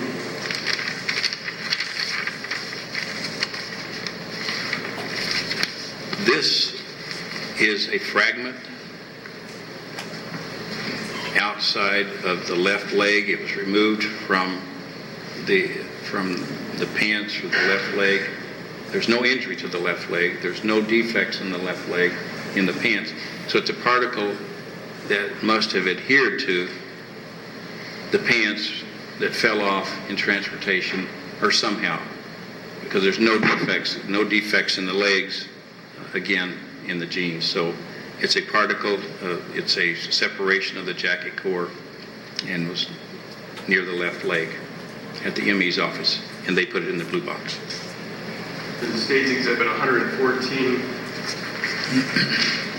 Is this just a close-up?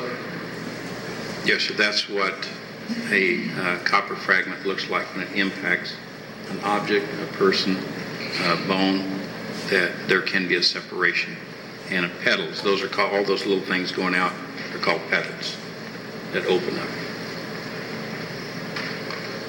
State's Exhibit 115.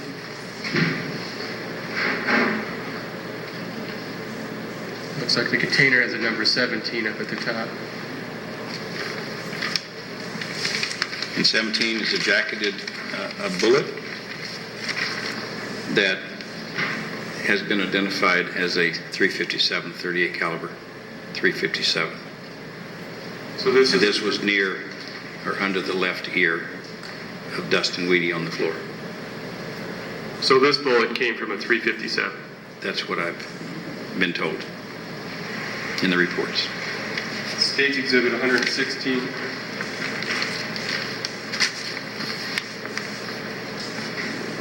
And that's a close-up of that same bullet, 38. And the final State's Exhibit 117.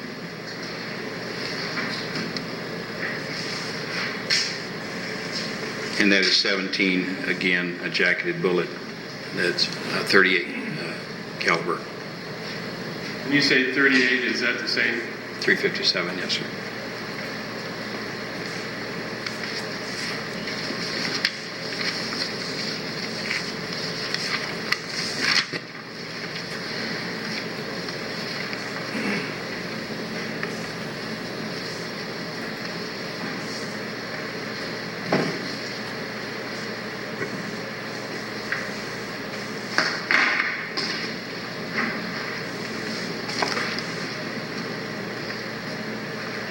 So, Mr. Engler, you reviewed physical evidence.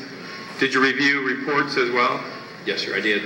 Did you talk to people as the first responders, other people, officers at the scene? Yes, Deputy Brewster, I talked to him, Mike Halverson, DNA person, Trent Valicia, who was involved in the case, and many others that were involved, the medical examiner. I did talk to all those.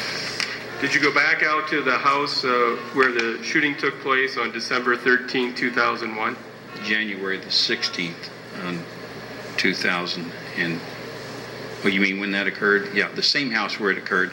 We went on the 16th of January of 2009. When you went out in January of 2009, what was the purpose going back out to the house? Based upon the physical evidence that was analyzed the day before and based upon looking at the bullets, all of that information can be incorporated into the scene. So with the search warrant that was executed on some people that had moved in there, they allowed us to come in, and we took several photographs upon entry so that I could get a perspective. Sometimes it's very difficult, north, south, east, west. Get up in a room, it's even more difficult. So we take a lot of pictures, orient, and then I got two role models. A person by the name of Jeff Wheeler was the same size as was Dustin Weedy, and then a Karen Hopewell, a special agent, same size of the person involved in the shooting in this case. And we went in and just rearranged that whole bedroom and tried to put it back as closely as we could. Using the bed that was there, we moved it around. I think it was a water bed, that was heavy, and put pillows on the top of the bed to make it the same level that had been measured previously at the scene by Mike Halverson. Well, after the shooting, went back and measured the height of the bed. So we took the trajectories, the same trajectories that were patched on the walls, and we put strings and attached them on the west wall, and then defects on the floor in the middle of the room, and then walked people around and role played to see what was possible or what was impossible. And it gave a lot of information, knowing about the bullets, knowing about the clothing, knowing about the defects. All of that was very helpful to us to be able to reconstruct. And what's the purpose of doing a reenactment or reconstructing the scene? To find the truth. Listening to the evidence and let the evidence do the talking. So when you're doing this, how do do a reenactment or a reconstruction of a scene if the room is different? In other words, different furniture's in the room. We rearranged it. We posed, it's like for the television that will get hit in this room. We put a tissue box up where the impact was on the side of that television. We taped it, put strings to it. On the northwest wall, we tagged a string because you could still see where the defect was and ran it back to the origin of where those shots appeared to have come from. And then on the west wall, when you walk in and to the right, there were two defects, one in a hutch and one in the wall.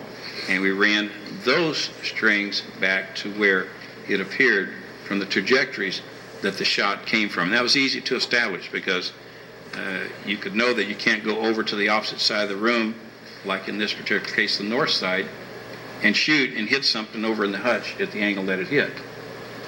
So we knew that all those came back to a certain area of the room that was in the area of the south portion of the room on the east side. So it'd be the south next to a bed.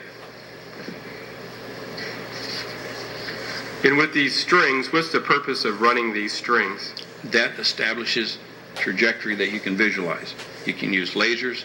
In this particular case, it was important to use strings because they're there the whole time. So you have to sort of walk around them, have the male roll around. You could tell what shots weren't possible, and you could tell what shots were possible to be able to establish what I call facts beyond change. They'll never change. They'll always be with us. The autopsy, all those wounds, entrance, exits, will always be with us. It'll never change. The defects in the house, they'll never change. So those are my facts beyond change. That's the evidence that I and we depend upon when we reconstruct. May I approach? Yes.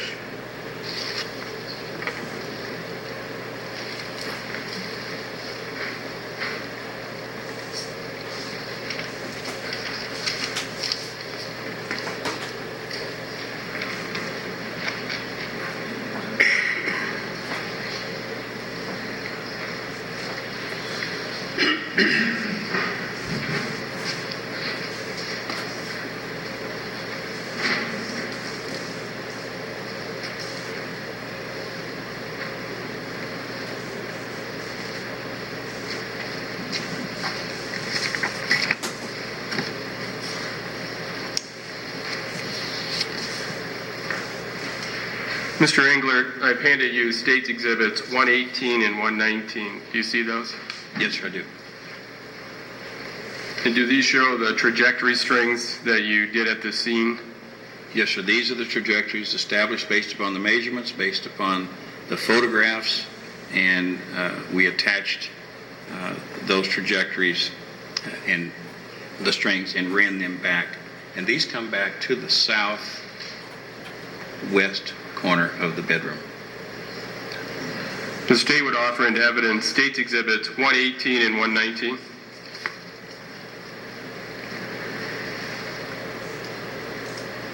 I'm sorry, say it again.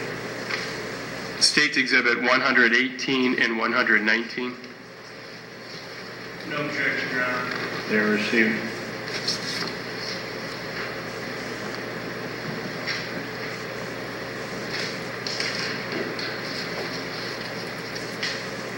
Permission to publish? Yes.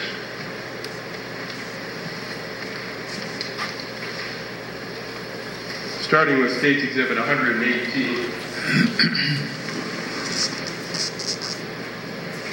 This is Jeff Wheeler.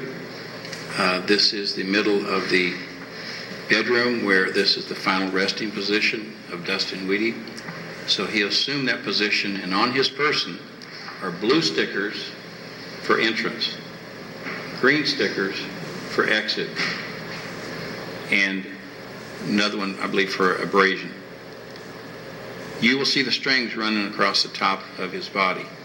And you'll notice that those strings come back, and we're looking to the west right now. That door that is open is the west. To the left of that door that we're looking at is west. There's a string up there. That's the height of the one in the hutch. It looks higher there, but it's not as high as it looks. It's about 4 to 5 feet high.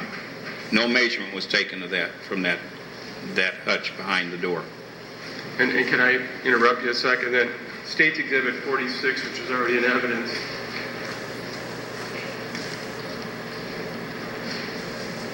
Is this the hutch you're referring to? Yes, and that's why we put tape up and put it at the height that it was. So again, that comes back straight into the room, oriented towards the east. And I said southwest, southeast is what I meant. And then the others, defect strings, go over to the other corner of the room. Now this room is very small. It's not a very large room. Now, when you initially put these, well, first of all, how did you know to have this person lay in that position? Why did you decide on that position? Because that's the position that Dustin Weedy was in and not moved when the deputy arrived. Who was present for this reconstruction? There were a lot of people present for the reconstruction. Was anyone from the county attorney's office there? Yes, sir. Who was there? That was Mr. Earl Hardesty, the prosecutor at that time. And was anybody from was the sheriff there? The sheriff was there. A member, Scott Brown, from the Attorney General's office was present. And there were a lot of folks there because more minds working together is a lot smarter than one working alone. So I need help to put input, and that's what we ever did, to go through and see what someone could see that maybe that we didn't see. And sometimes you can have a person with 1 year experience that'll see something that's humbling. They'll spot it and you don't see it. So it pays to have all those minds working together. Now, when you initially had these strings hooked up, or I don't know if hooked up's the right word, placed where you did you ever make any comment about being a witness for the defense? I did. After doing all of this and seeing all the bullets, there had to be a lot of testing done. And I made the statement that, gentlemen, our case has just started. We've got a lot of work to do, a lot of assembling to do, especially analysis, pantyhose, guns. Is there some stuff on the face of the guns to determine distances to be able, for me, to be able to put it together with them in this case.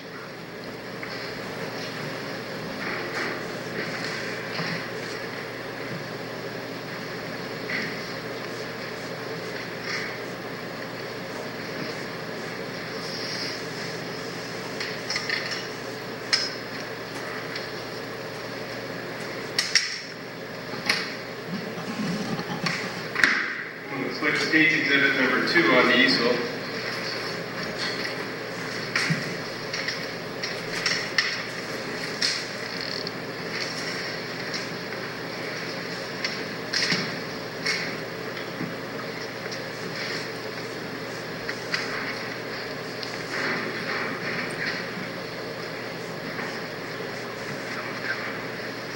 Mr. Englert, starting there, you said there was 4 strings that you ran.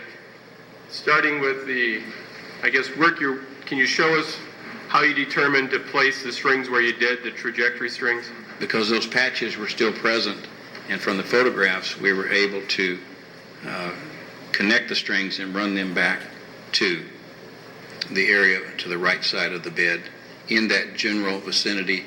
And along one of those 4 trajectories, the shots were fired somewhere along that. Well, obviously, it's not up against the wall.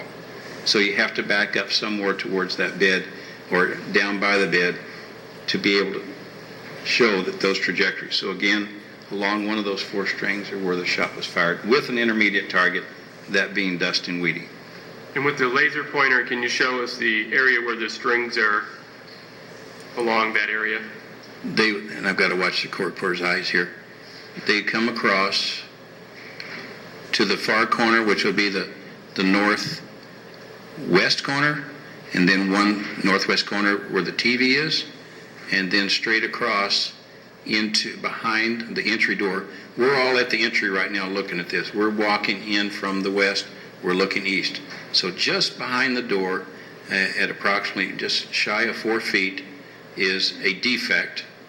And then in the hutch next to that, slightly above that, where the laser pointer is a trajectory into the hutch with the bullet recovered in the hutch. So I'm going to go in reverse. I'm going to just draw a line from the area of the corner of the bed, goes into the hutch. To the left of the hutch, another line goes into the wall at 3 foot 7 inches, and then another line, it changes direction and comes across the room. Again, it's a small room, and this laser point is pointed up toward the TV, and then next to the TV on the opposite side of it, about 20 inches away, is a defect up in the wall there. That's actually the one 3'7", and the one defect in the wall is 2 feet, almost 3 feet behind the door. So we showed the one on the hutch you're talking about, the one behind the door, State's Exhibit 47.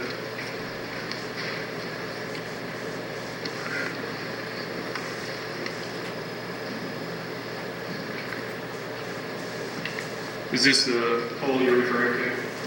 Yes, sir. That's a defect into And I pointed to where there's a... into the west wall. It's right just above the center of the picture. And that is a defect that's different than most defects, and that's called a keyhole. If you look at it real close, it's a little square. What does that mean? It means that it hit an intermediate target, went through that intermediate target, and then tumbled.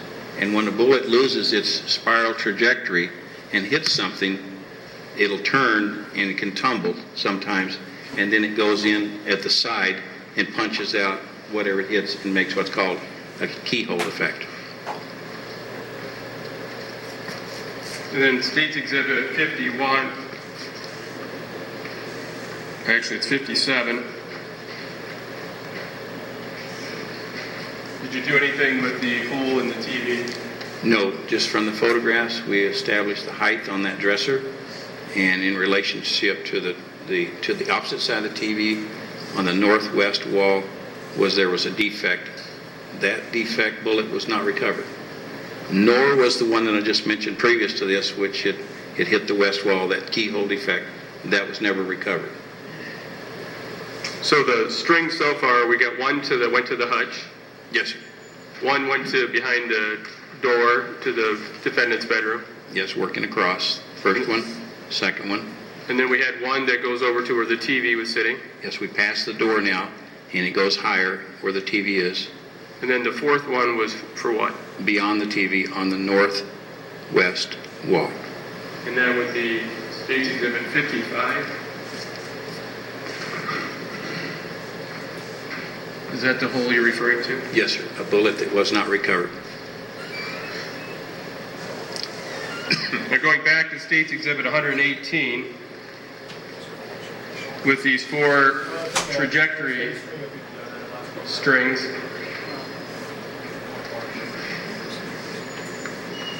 are you able to tell the location where the shooter would have been That's for those four shots? Yes, sir. Somewhere along those trajectory lines, obviously not against the west wall, because there's four defects there that are on the west wall or on something against the west wall, like the TV and the hutch. And those are generated back and oriented to not on the north wall, but more towards the south where the bed is. So somewhere along there, those shots were fired. They could go beyond the bed, but not likely, because some of those are pretty high going from down to up. And it was determined some are very flat, like a 2-degree incline. You always have to put in error of about -5 or +5. But they're pretty flat. And one thing that's important is along the west wall, all of those trajectories are low. They're not that high. They go from over 2 feet to up to 4 feet. So there's a line across that west wall. They're not up in the ceiling. They're not down in the floor. They're in somewhat of a pretty horizontal trajectory with a little rise. Now you told us about the location where somewhere along that line the shooter would have to be. Can you tell us the position the shooter would be in, if they're kneeling down, sitting down, standing up? You could accomplish kneeling down or standing up if you held the gun low to accomplish those shots that are in that, let's say, 2 to 4 feet range. And concerning the body diagram of State's Exhibit,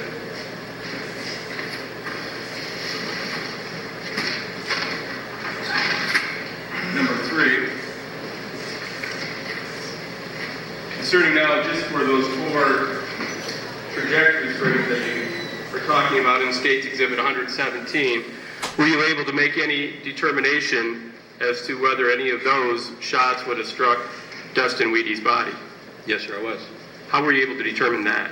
Through the reconstruction, being able to eliminate shots that are impossible or just won't work, doesn't fit the evidence, and picking the ones that do fit the evidence that are consistent with the defects, not only on the west wall, but there's 4 defects on the floor right around Dustin Wheaty's head, if you're looking at the model that we use there.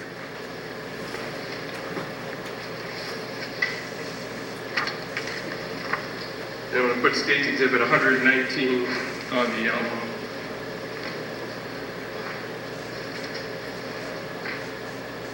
Is that another photograph just from a different angle? Yes, sir. This is a photograph looking from the area of the bed, looking to the west wall.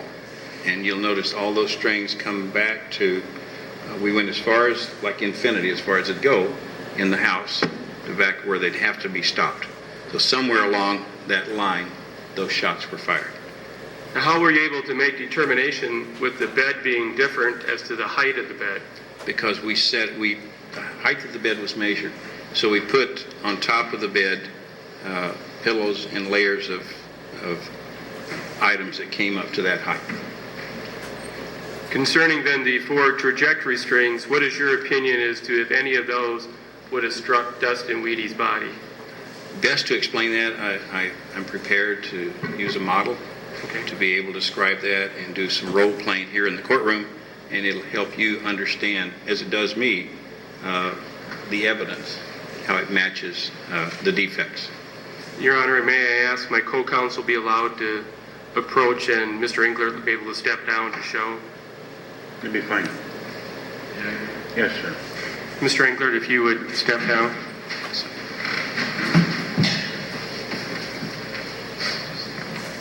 Before I do this, I need to explain that I go back to the words again, facts beyond change. And all of these jurors are going to be the west wall. And there's a defect over here, there's a defect here, defect here, defect here.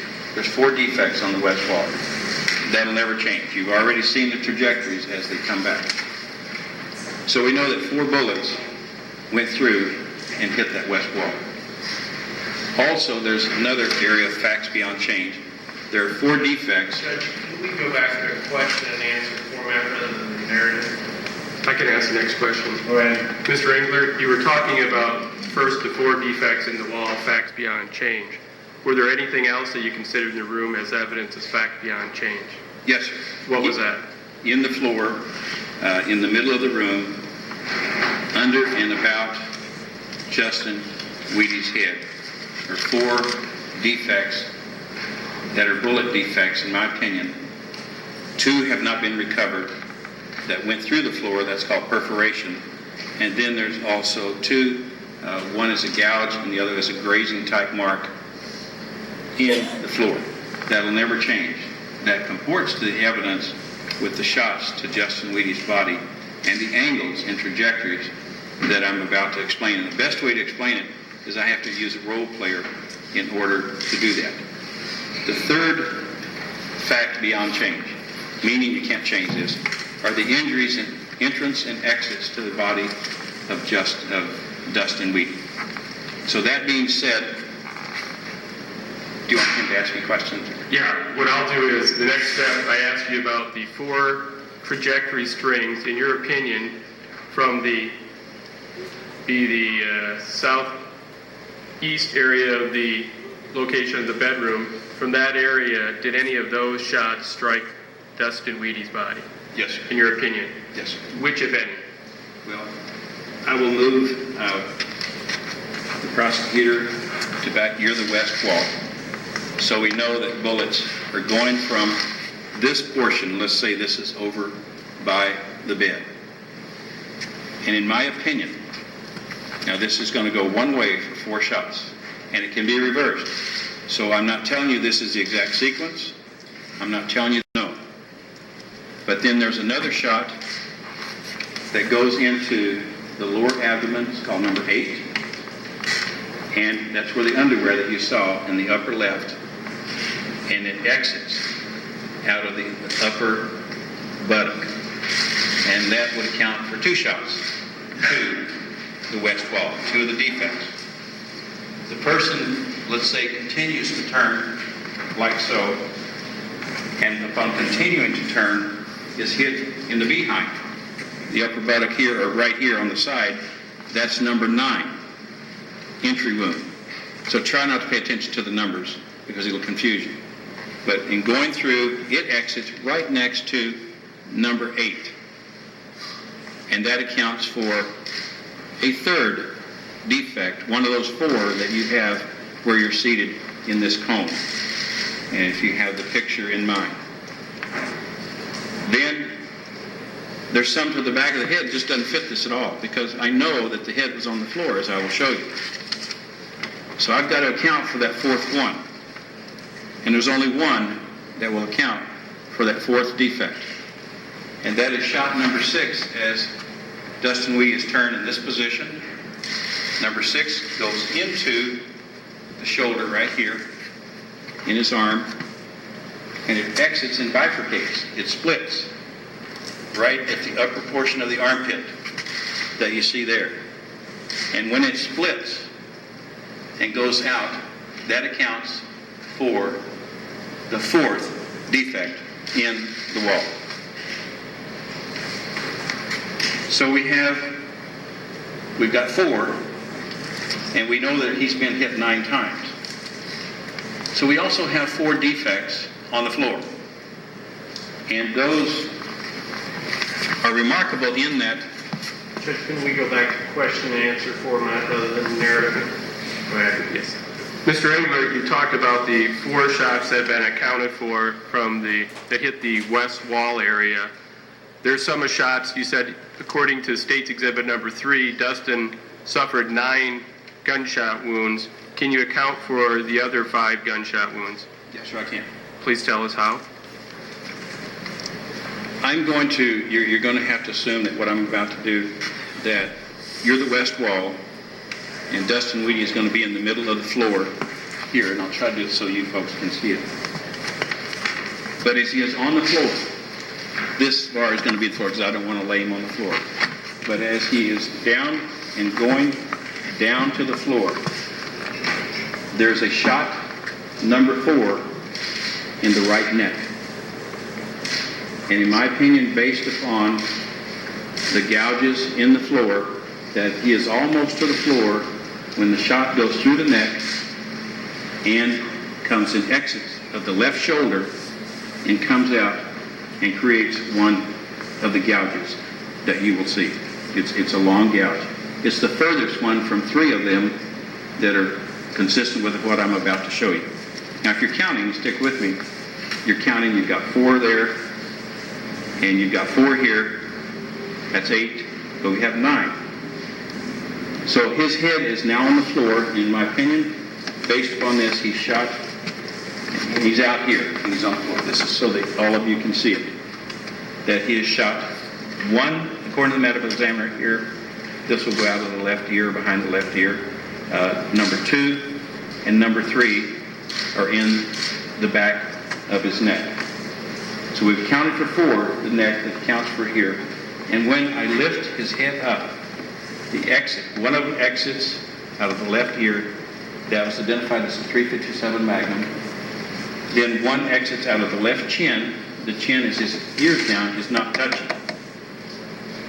There's space here because this is a short wound, meaning his head had to be down. And then out of his right eye. So when we pick up his head, and you pick it up, ear, chin, right eye, shoulder.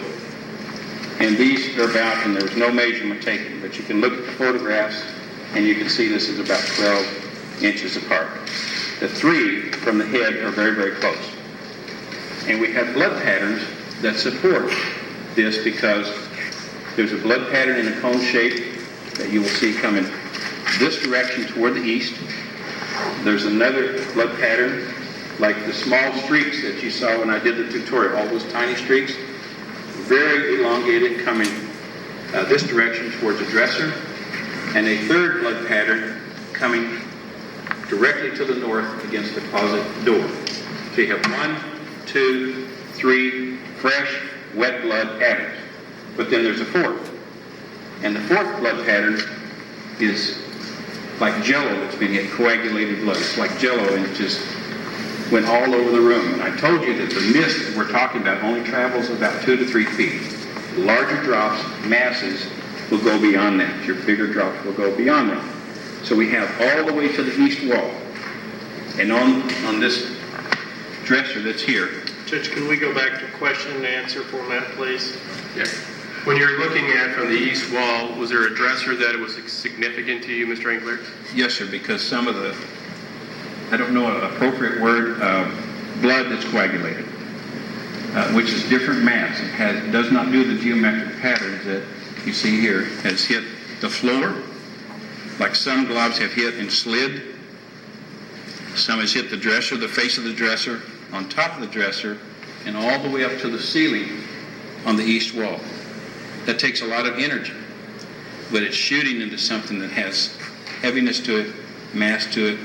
It's coagulated blood. The fibrogen is out of it. It hits air. It has no anticoagulant. Once blood hits air, it starts to set up. It takes about 15 minutes, 10 to 15 minutes for that to occur, depending upon the environment, depending upon the weather.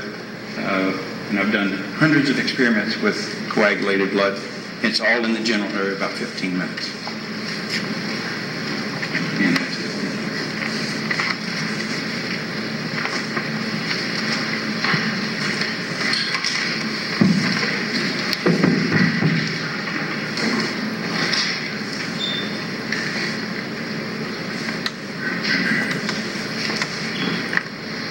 Mr. Engler, you showed us with Mr. Smith as the model there. 4 of the shots from the area could have been anywhere along the trajectory string. Yes. Correct. Yes. But for the shots, State's Exhibit 81, to the back of Dustin's neck, head area, could they have all come from back in anywhere along the trajectory strings? No, sir. That's the 8 wounds to the body, 8 shots with 4 defects on the floor and 4 defects on the west wall. There's 1 missing. So for the one on the, I think you said the shoulder or neck area, the 4 that 3 are on the floor. Let me make sure I get it correct. We have 1, 2, 3, these 3. Yes, sir. And then you also made a reference to entry number 4. 4 on the neck. That would be consistent with on State's Exhibit 81. Yes, sir. Would they have been consistent then from somebody back in this area firing shots? No, sir. Where would the position of the shooter have to be consistent for those 4 shots? At least 2.5 to 3 feet away over the body, and shooting to the body. Number 4, I think the body was going down or moving because it's off the floor. That gouge has to be out. You just can't do it. If it's laying right down on the floor, it goes straight in, but that gouge, the largest one away, is separated, meaning the body has to be up slightly. Exactly what that is, I don't know. But I do know, based upon the autopsy report and the short wound at the left ear and the bullet near under the left ear, that is on the floor. And 2 of those, again, perforate and go all the way through the floor. And then the one you said you cannot account for, which we look at State Exhibit 3, is number 5. Number 5 is where the bullet was removed from the shoulder. Number 5 could possibly have occurred, and I don't know, could possibly have occurred while Justin Weedy is standing and close to, he has to have his back to the person, or it could have been when 5 is fired, because 5 and 6 are pretty close together while he's on the floor. So 6, I know is while he's standing. 5 could have been at that time, or while he's on the floor. It just did not exit. So there's your 9 bullets. There's your 4 defects on the wall, west wall, 4 defects on the floor. And that, out of the range of possibilities, that's the most reasonable, evidentiary-wise reconstruction that could be done. And again, when I started with Mr. Smith, you can go that rotated either way. So I don't know, and I don't know which exit hit you as the jurors on the west wall. And I may have misheard you. Did you say Justin or Dustin Weedy? Dustin. Okay. And you talked about there was cones of blood spatter you saw? Yes, sir, there was. I'm going to show you some crime scene photographs, 66.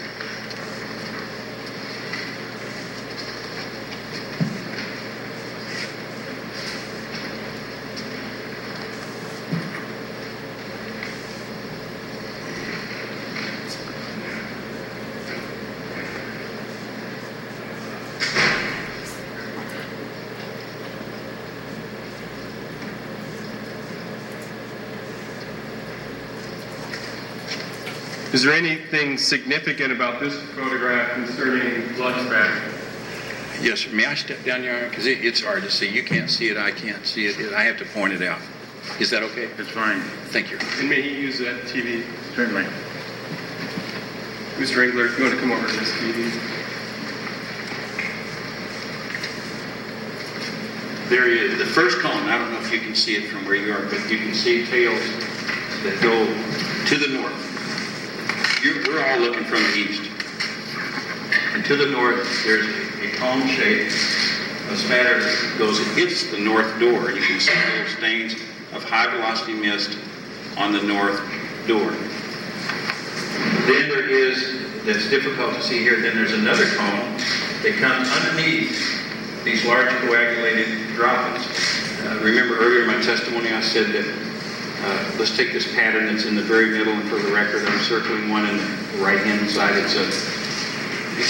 means nothing. It's not a typical pattern. It's not a blood-type pattern that I demonstrated to you this morning. But this is on top of all the little previous high-velocity mist cone shape now going this direction. Then if you look in this area, there is the lower portion of the middle of the photograph. There's a cone shape going toward his hand of another high-velocity mist of little, very streaked tails that close up you can see it. Go ahead, I'm sorry.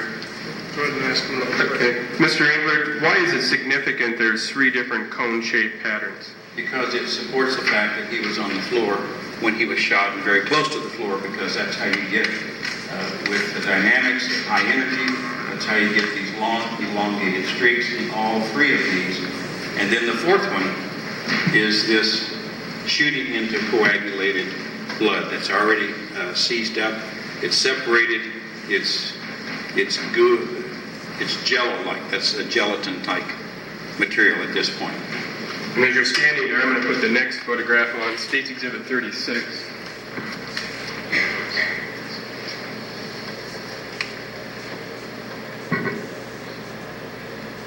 What does this blood spatter show? This is, Justin Weedy's head is below this projector, this TV. And this is going to the east corner, the northeast corner, and that is just a lot of this with high energy, of blood, coagulated blood. It also is going to somewhat of a cone shape, but very irregular. It goes all the way across the room, which is not a large room, up to the ceiling, and onto the dresser, on top of it, on the side of it, and on the front of that. There's even one of these over on the bed. So these have no stability. They don't react like the ones that I showed you before. What's the significance of coagulated blood being on the dresser or on the wall? It took high energy to propel that, and it had to come from the pool of blood. You have to have a source. Every time you see a pattern, you have to have a source. It's got to go back to something. It just can't materialize in thin air. So we have a source, and that source is coagulated blood. It takes time for that to occur, and then it's shot into. State's Exhibit 43.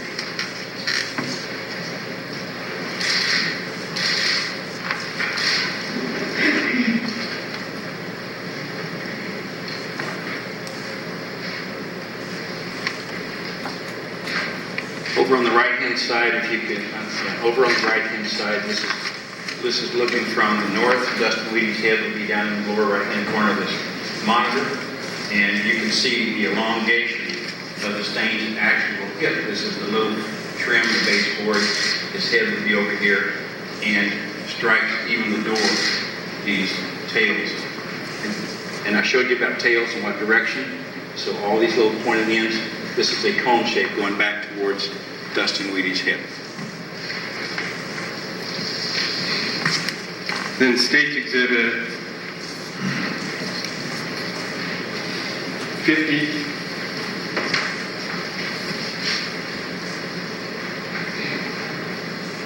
Is an overhaul of what I just described. This gives you, we're looking from the west to the northeast corner, and this just shows the expansiveness in the cone shape. I mean, if I put my pen to the left side and to the right side, you can see how one would go over to the bed, and then a lot of it hits the front, and on the side you can see some of the impacts. There's some on top, and then you'll see in the next photographs all the way on the east wall. Mr. Engler, from the cone-shaped pattern of the blood spatter, can you tell the direction where the shooter would have been? What direction? Yes, the shooter is behind Dustin Weedy, shooting into the back of his head. State Exhibit 88.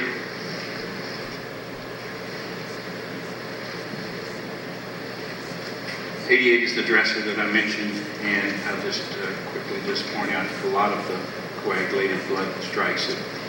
Some of it still has a little liquidity, runs down. Most of it is solid. It's becoming a solid mass. It hits the front of the dresser. State Exhibit 51. And 51 is an overall look into the northeast corner. And these are these large drops of mass, of coagulation that are expelled from that shot to the floor, and it goes all the way up to the ceiling. Actually, this room sort of has a little alcove, and this is a little pony wall that sticks out, and at the end of the dresser, it hits the wall. Mr. Engler, do you have an opinion that if the coagulated blood hits the wall over here, why doesn't it land on the bed? One did. But that's the nature of it. It sort of makes no sense in how it reacts, because it's like shooting into jello. And I've done this, which is, it's goofy, is the way to put it. It doesn't react to any geometric patterns. State Exhibit 52. This is a close-up of the east wall, that little pony wall, and then they strike, and some liquidity is still in it, and it starts to run down. It's coagulated blood.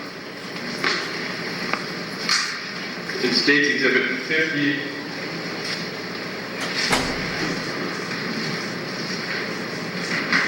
That's an overall of the entire picture that I've just explained to all of you.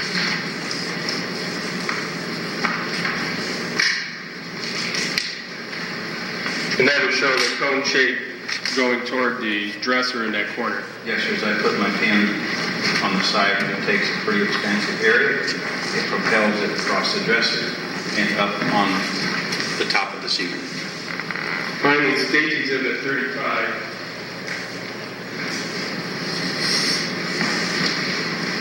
You said for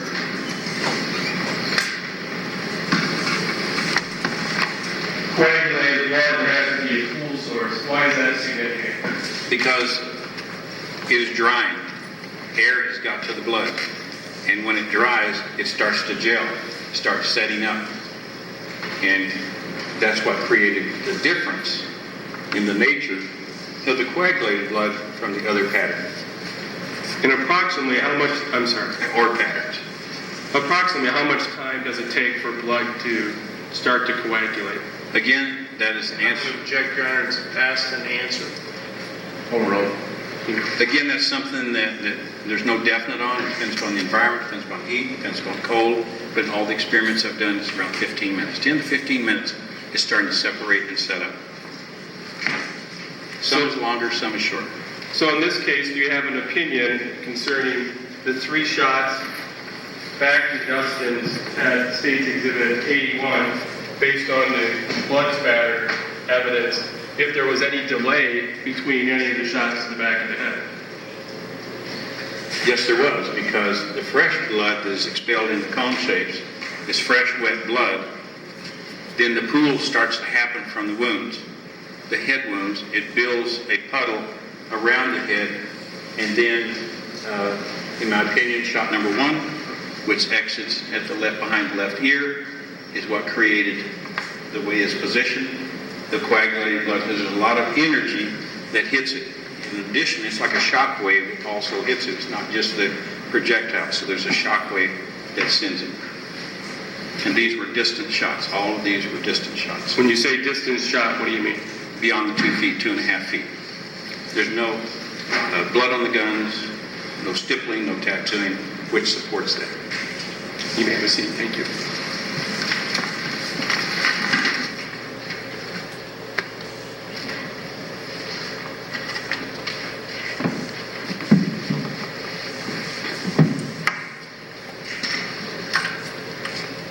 Does the court want to take its mid-afternoon break? Certainly. Remain standing. Court is reconvened. Like the record then reflect that we're reconvened outside the presence of the jury. I have considered the well, I guess I got the wrong one here. Let's see, the application or the order for Dayline to turn over their video, and that request is going to be denied for this reason. This is not a deposition. In a deposition, your reporters are certified. With all respect to the gentlemen that are filming this, they are not certified as reporters. And for that reason, they are not part of the record. And so that request will be denied. You will not be entitled to playback Dayline video in your closing argument. Anything else? No, Your Honor. Okay. Let's bring the jury in. Cameron? Thank you. Mr. Englert, earlier you were talking about how many years of experience have you had in law enforcement? I'm actually approaching 48 years in law enforcement. Based on your experience in law enforcement, the 48 years, as well as your experience in training and education and scene reconstruction, when you reviewed the evidence in this case, physical evidence and the photographs of the crime scene, did you see any signs of a struggle? No. Yes.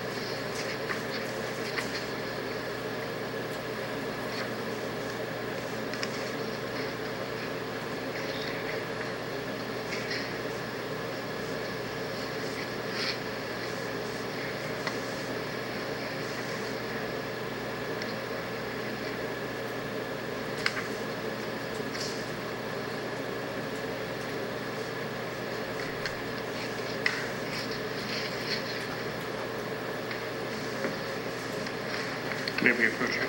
Yes.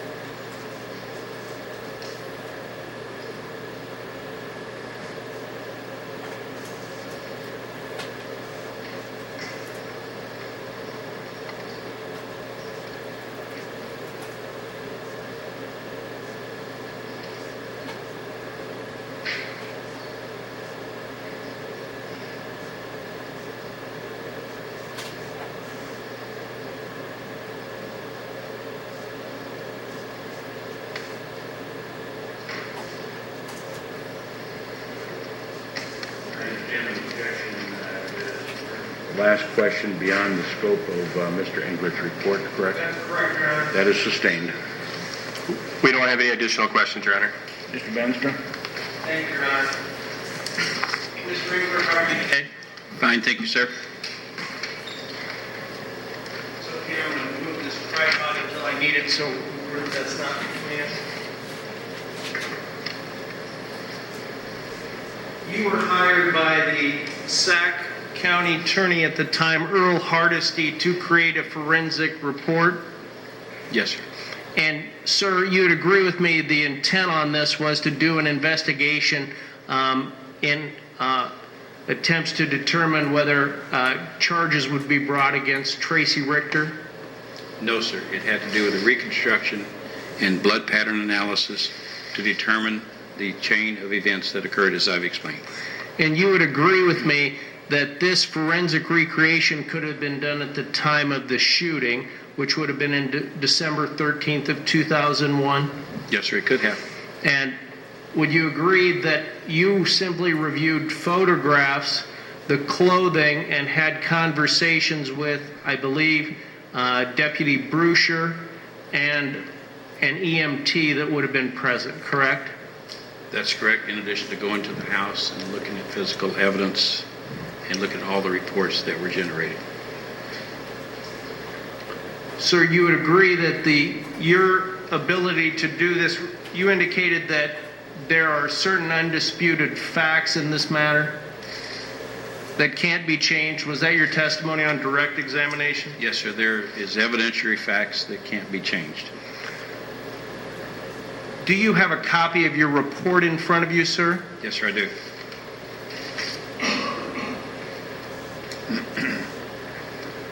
Would you turn, sir, to page 16 of your report?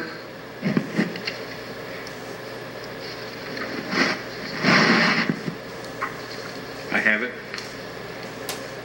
It indicates it should be noted that the analysis and reconstruction of the scene were very limited due to the lack of recorded measurements from the original crime scene investigation, including bullet strikes, position of Dustin Wheaty's body, location of furniture, location of seized evidence, casings, blood spatter, trajectory of bullets, and the like. That was your report, correct? Yes, and I explained some of those in my testimony. Just yes or no, sir? You would have been retained by law enforcement, and you reviewed 57 photographs. Is that correct? Yes, sir.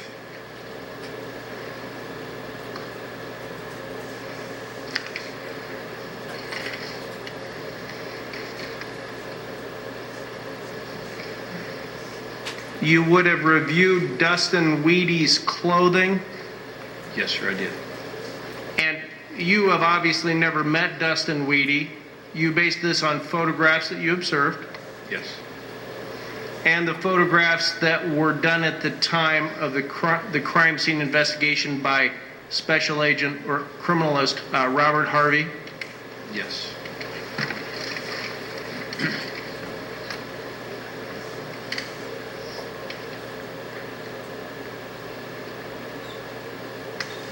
Sir, in the photographs that were just shown to the jury, states exhibits where there was, you indicate dried blood and wet blood. Do you remember that line of testimony? Yes, in 2 phases of my testimony. How long had the other blood been drying? When you ask other blood, please tell me what you're talking about. What other blood are you mentioning?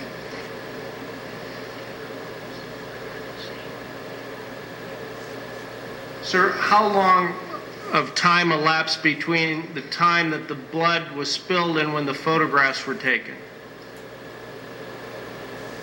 That I don't know. It would have been in the time that they responded at 7:17 in the evening until the body was removed about 6:40 the next morning. And how long does it take for blood to clot? About 15 minutes. If it's pooled blood, thin blood, like the spatters that I indicated that aren't water-based, 3 to 6 minutes. Fine film like hair swipes, it's not a lot of blood. Sir, what is the term prothrombin? And that's THROMBIN. I do not know.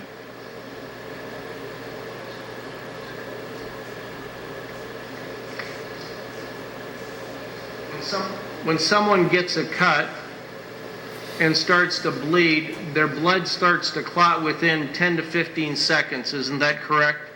On a slight wound, that is true. Our body produces little platelets to be able to heal and stop bleeding, and that can take about 15 minutes to stop. Depend upon the person, if there's any medications, if blood thinners, cumin, I think it's called, if that's not in the body. Yes.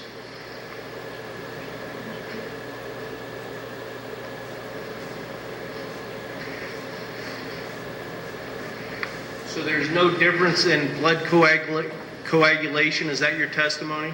There's a lot of difference. When you have pooled blood outside of the body, that's a lot of difference from healing from the inside out.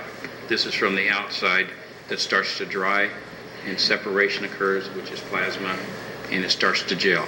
That doesn't happen in the body when you have a cut. Totally 2 different observations.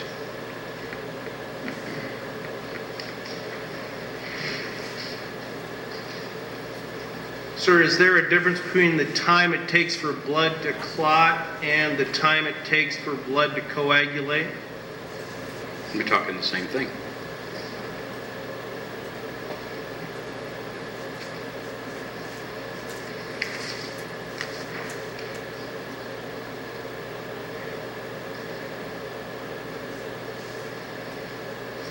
And when you reviewed the clothing from Dustin Wheaty on January 15th of 2009, there was mold on the leather jacket. Yes, sir. And would you agree, sir, that that would be evidence that the jacket itself was not properly stored after the crime scene investigation? Yes. And why is that? It should have been air dried and wasn't. It was in something that allowed it to mold. The normal procedure is to hang it and let it air dry before it is placed into evidence. And is it proper police procedure? And we were just talking about that mold. I want to make sure.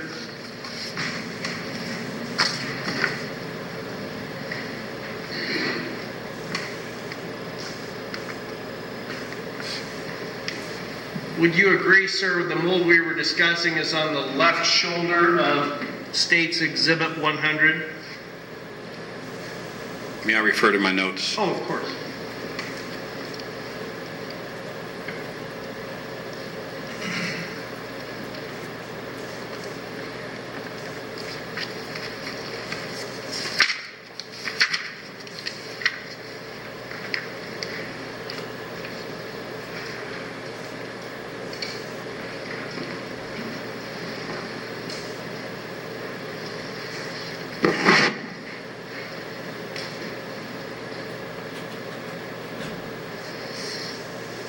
It just says in the notes of documentation that it was a moldy brown leather jacket, so to say it's isolated just to that, I think it's beyond that. I think there's more than what, if that's mold up there in the upper left.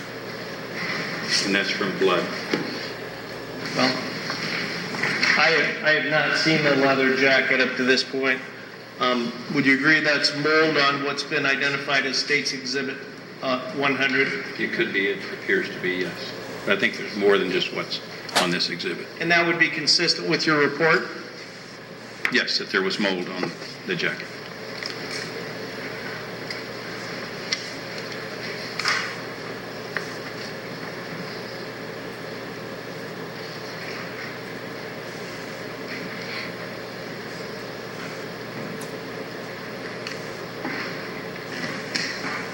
And you determined that there were two guns. There was a .40 caliber gun and a .357 Sturm Ruger. Yes, sir.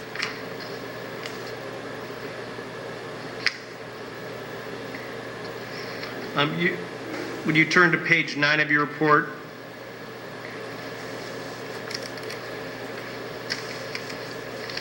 And I'll refer you right below where it says parentheses, note a lunch break was taken. Do you see that? Yes, sir. You'd also agree there was mold noted on the belt in the back of the blue jeans. That would also indicate that those items were not properly stored or retrieved because there's mold on those items as well. That's correct.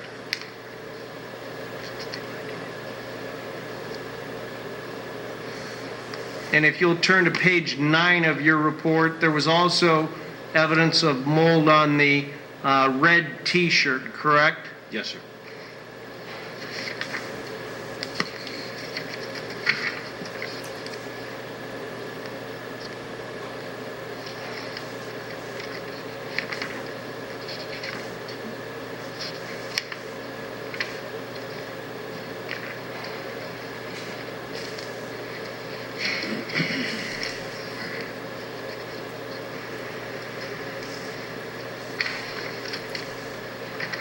On January 16th of 2009, you would have gone to Tracy Roberts' previous residence in Early, Iowa.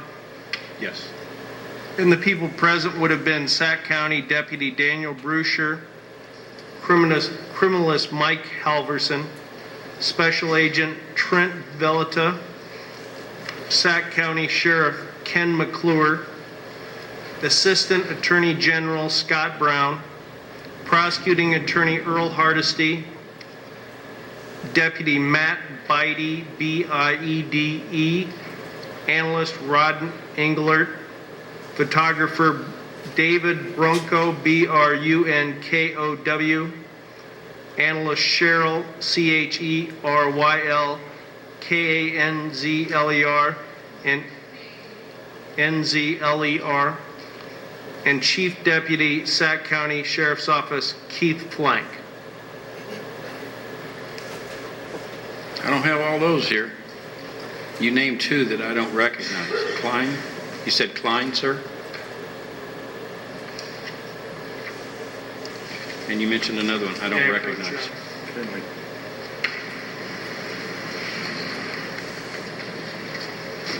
Let's make sure our reports are the same.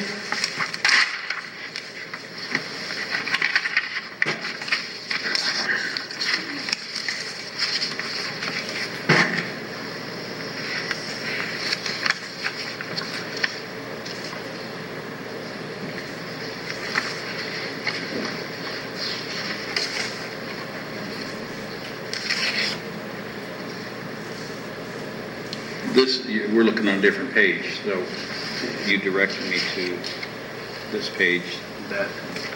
This was the report I was given, so I'm not sure I can get a copy of this for you if you'd like. Well, you mentioned scene analysis, and that's what I went to, the scene analysis and reconstruction. So you're on page 13? And I'm on page 13 of the report that was provided to me. okay, this is not scene analysis. This is additional evidence reviewed. And these names are correct, sir. Okay, thank you.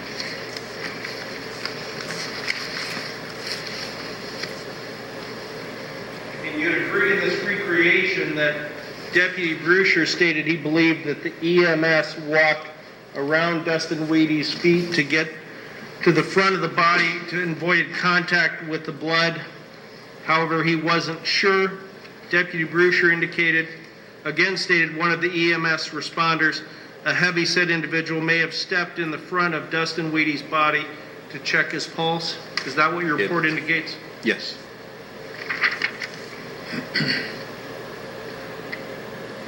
If an EMS person steps in the blood of the person shot, that's going to contaminate the crime scene, correct? No, sir, I wouldn't say it contaminates. Contaminates puts stuff in, but it artifacts it. It changes the crime scene. So there were what appeared to be footprints, bloody footprints, in front of the body between the bed and Mr. Wheaty.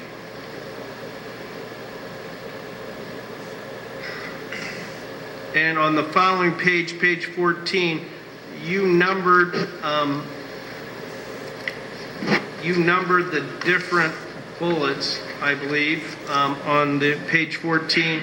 Criminalist number 1, 140 caliber casing, Smith & Wesson, from the southeast corner of bedroom in white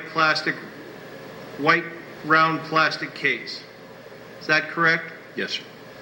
And I want to make sure that we're clear. I heard you initially say that you thought that all of the original shots would have originated from the southwest corner of the room, but I believe that you would have, you corrected yourself that your belief is that the original bullets would have originated from the southeast corner of the bedroom, Yes, correct? sir. Yes, sir.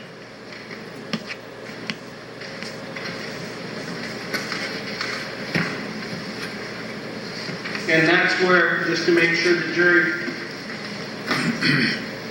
understands, and I understand that you're looking at photographs, but you're aware, sir, that at the southeast corner of this bed was the gun safe where Tracy Richter would have retrieved 2 guns from that gun safe, correct?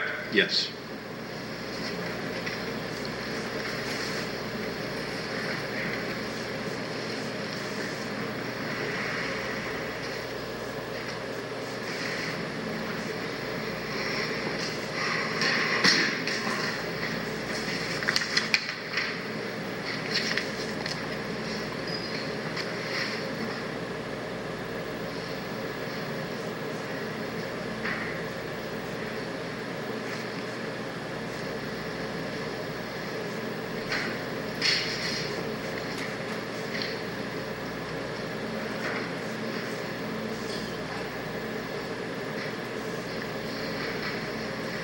Mr. Hammerand asked you a question on direct examination regarding the Sac County attorney specifically,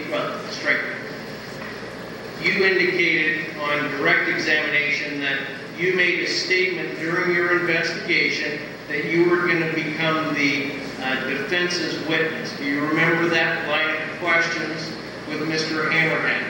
Well, first of all, there was no question, and it wasn't a statement, as you stated, but I did state that if we do not get this work completed and everything that needs to be done, I would be the defense's best witness, because you can't go in half-cocked, not studying, not knowing what has happened here. And that was the intent of that conversation. And that conversation occurred at the end of your investigation rather than the beginning, correct? Not the end, because we weren't even near the end. This occurred in the house on the second floor, and all the people you just mentioned are gathered around. And that's what I told them. Gentlemen, we have a lot of work to do. A lot of stuff has to be done before you can put this together, all the pieces. But since none of us were there at the time, I assume that that statement that you made would have been done after you would have done the trajectory strings, which we'll talk about in a minute, correct? That was a preliminary analysis with the trajectory stains that you just don't figure it out in your head immediately. So there was a lot of work, even for myself, my partner, to be able to do, along with the investigators involved and the prosecutor.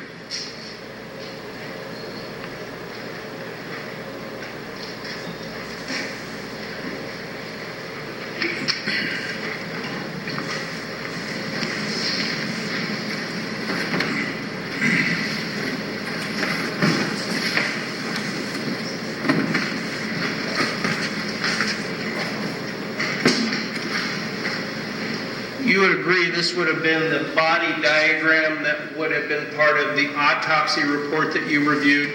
Yes.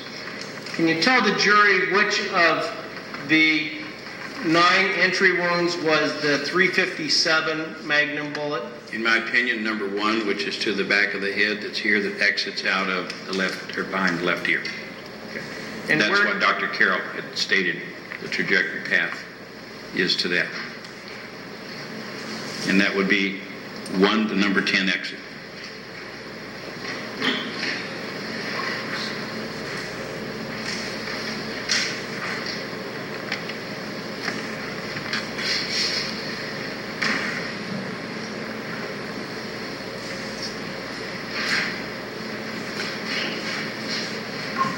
Sir, will you look on page 50? May I stand up here because I'm going to ask you questions about that, Judge? Yes.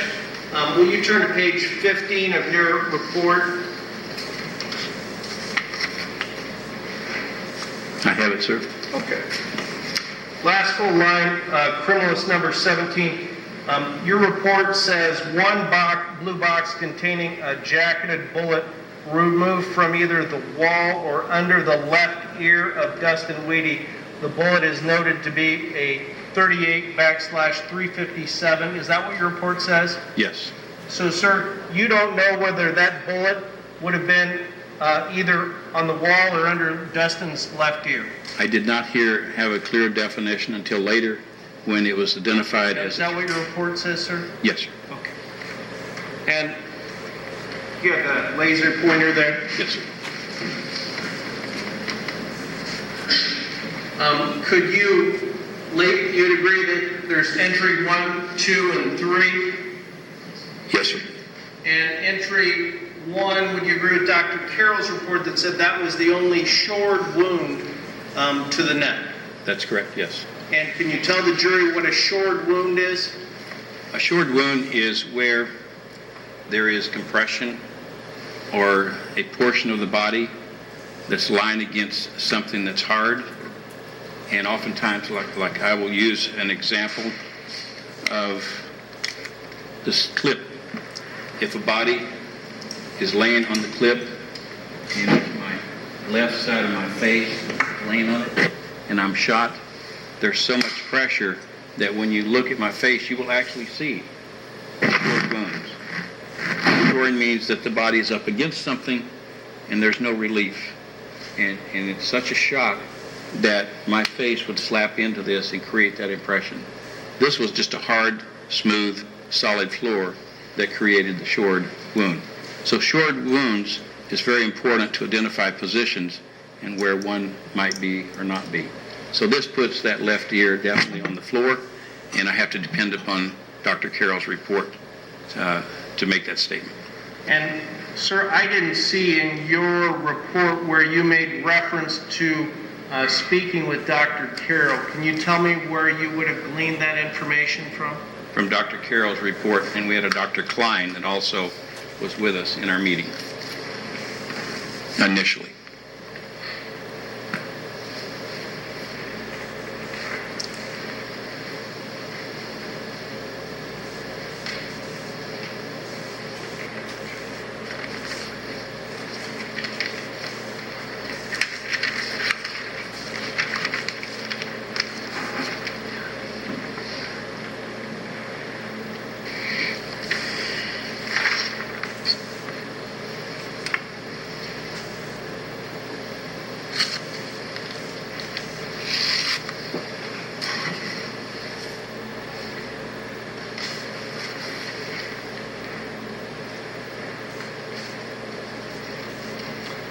I see on page 3 of your report that, in fact, on number 7, it indicates medical examiner autopsy report. Do you see that, sir? Yes, sir. 5 pages. And I have Dr. Carroll's report, which is State's Exhibit 5. And can you tell me in there where it specifically indicates that bullet number 1 was a shored wound?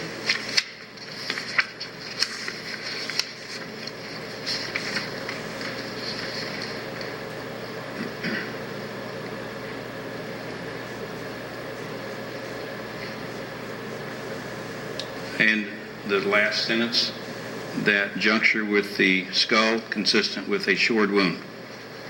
For number 1? Yes, sir. My bad. Regarding where the 357 Magnum ultimately ended, the bullet itself, would you turn to page 21 of your report?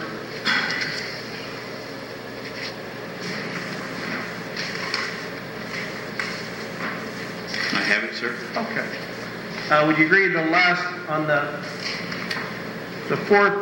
third line down, it says there appears to be some discrepancy in the investigative reports as to whether a bullet was recovered from under Dustin Wheaty's left ear after the body was removed. You see that? Where are you, sir, where that says that? Show me. Oh, absolutely. Okay. Yes. May I publish that to the jury? Yes.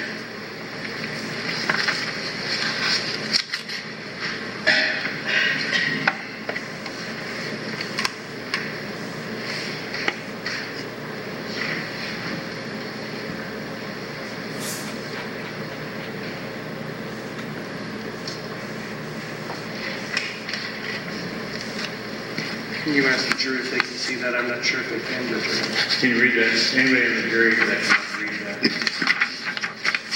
Okay.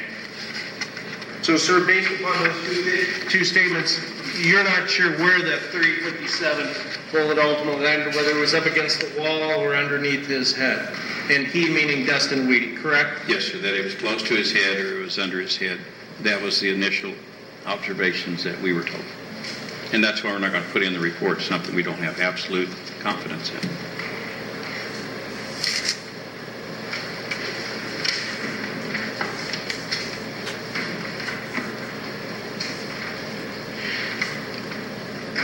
On page 18 of your report, Yes, sir. you had to use different furniture inside the bedroom that was present on December of 2009 when the shooting occurred. Yes, we did. And you used a gentleman who was a DCI or Department of Criminal Investigation, Special Agent Jeff Wheeler, who was close to the body height and weight of Dustin Wheaty. Yes, sir.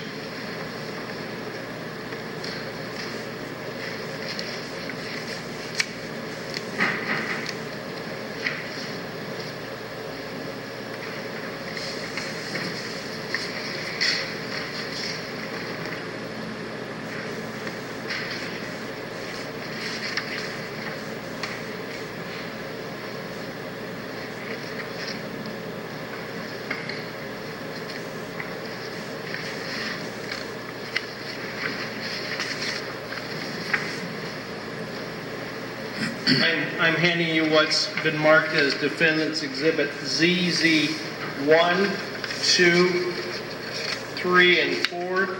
Do you recognize those documents? Yes, sir, I do. And what are they, sir? This is Jeff Wheeler, Special Agent Wheeler, in the first photograph. And the front of him, the right side, his back, and the left side.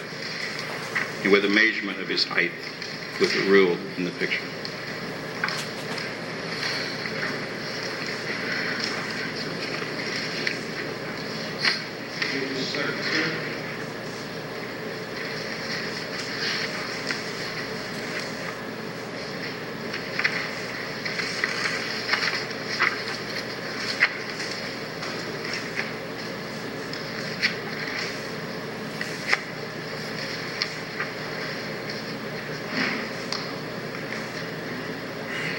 And maybe I misheard you when I'd offer Defendant's Exhibits 1, ZZ1, 2, 3, and 4 at this time, Your Honor. May I voir dire the witness? Certainly. Mr. Englert, approximately what height was the agent? I don't remember, it was just close to, we just needed a body. I don't know exactly what it was. Is it required that he had to be exactly the same height as Dustin Weedy? No, not for the defects. Why not? Because we're talking about defects. And we're talking the close relationship between the two didn't matter for our reconstruction. What was more important was the person that, the positions where the wounds were coming from, and could that person get into that zone of those 4 that hit the west wall. So height was not a matter that it be exact. We tried to get someone exact with, and I don't know what his height was. It's measured here, but I can't see it on the rule. And that's what my next question was. I couldn't see it on there, so I didn't know what the exact height was. I have a magnifying glass, I can figure it out, I think. I don't have any objection, Your Honor. All right. You're received. Well, and maybe I misheard you in direct examination, but there were small adhesive dots placed on Special Agent Wheeler's body in the proximal location of the entry and exit wounds. Did you say that on page 18 of your report? Yes, sir, I did. And red dots were used to represent the entrance wounds, and blue dots were used to represent the exit wounds. That is correct. And green dots were used to represent abrasions. That is correct, yes. May I publish these to the jury, Judge? And I'm going to first try to do it on the door visualizer, and if that doesn't work, then I will.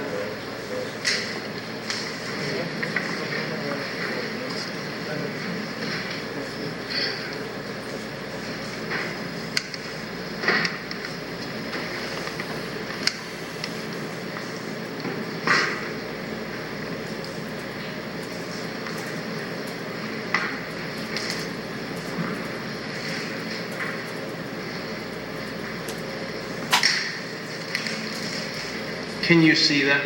Yes, sir, I can. And Judge, will you ask the jury if they can see it clear enough? Is there anybody on the jury that cannot?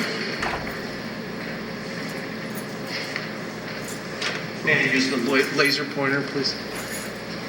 Top button. Thank you. It won't work on the screen. All right. I believe your testimony that you believe that bullet number 8 was an exit wound, but at least on the body diagram here, number 8 would be an entry wound. I don't believe I said 8 was an exit wound. Below 8 is the exit wound. The entrance is number 8. So you mean number 18 would be an exit wound? 18 is the exit coming from the other hip wound. It goes from back to front. And you would agree, sir, that you came to the conclusion after doing this recreation where a Karen Hopewell, who was approximately the same size as Tracy Richter, was placed in the southeast corner of that bedroom? That is correct, yes. And you would agree that she was on her stomach, meaning Karen Hopewell, who was recreating the scene, she was on, the bullet trajectories would be consistent for both 8 and entry wound 9, with her being on her knees or stomach and shooting from an upward position. Not the stomach, no. On the knees or crouched over, somewhere along the line, prior to the middle of the room, not against the west wall. And it's in addition to number 7 and number 6. And I'm going to direct you to page 18 of your report. Last 3 lines, entrance wound number 8 corresponding with exit wound number 17. Have your pen, I'm sorry. Entry wound 8, and then is exit wound 17 here, sir? Yes. Oh, make sure I'm saying that correctly. 8, entry wound is 8 is there, and exit wound 17 is there. That's correct. You say in your report entrance wound number 8 corresponding to exit wound number 17 appeared to be possible when Special Agent Hopewell, the female, was in a position on her stomach or knees and shooting over her shoulder as Agent Wheeler approached her on the south side of the bed. And on the stomach didn't make any sense after we put it in, but I was given all the range of possibilities. And I understand that, and I'm just going by your report. Does That's your correct. report say that it would be where she was in a position on her stomach or her knees while she's shooting over her right shoulder? Oh, you're talking about shooting backwards. I'm talking about facing forward. And I'm just reading from your report, sir. Shooting. Is that what your report says? Shooting backwards over the shoulder, you could be low to the ground and on your stomach. I misinterpreted you. Okay, and can I publish that for the jury?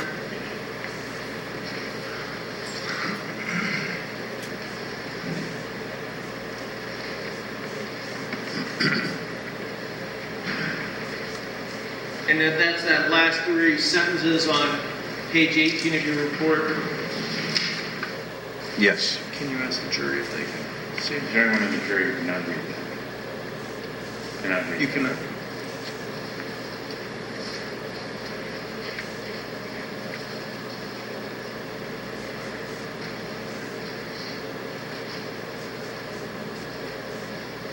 How about now?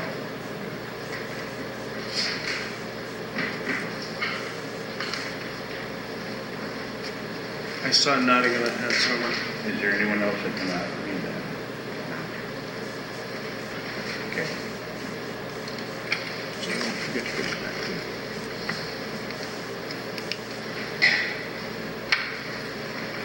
And on this photograph,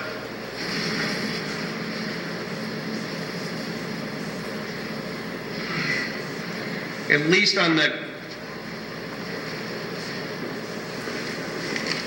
at least using your method where there's small adhesive dots on Agent Wheeler's body, the dots were used to represent entrance wounds, which are blue dots, and red dots were used to represent entrance wounds, and blue dots were to represent exit wounds on ZZ1.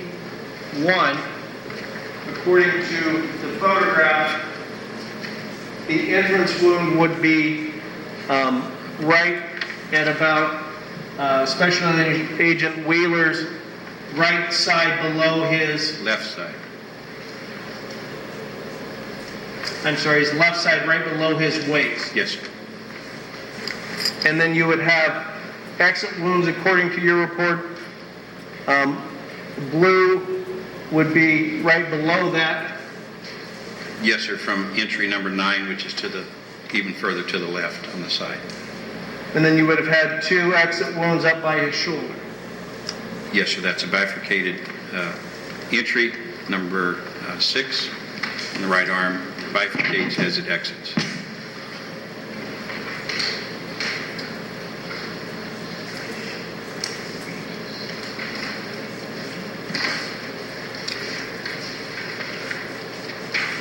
And publish ZZ2. Yes.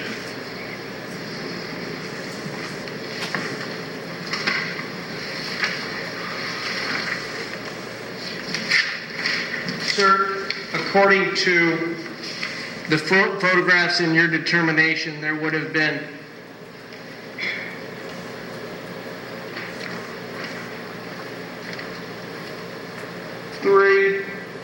entrance wounds because I see 3 red dots. Yes, sir. And if Dustin Weedy was shot underneath his belt line and he turned, these 3 shots would be consistent with the trajectories that you determined. As he's turning around and as he's been shot, you've made determinations that these are 3 additional entrance wounds based upon your own calculation of the adhesive dots, correct? It's not supported by the evidence at all. Okay, Because well- that's through elimination. You can eliminate those that, the one of them you're right about, below the elbow, Well- that is correct. These aren't my dots, these are yours. You have a red dot up by his neck, Yes, you sir. have a red dot at his shoulder, and there's a red dot here, and we've already determined per your report that red dots are entrance wounds. But if I'm understanding your question, sir, you're saying that those are all 3 shots at one time, if I'm understanding. I'm just asking about if these are entrance wounds. Those are entrance wounds, yes, sir.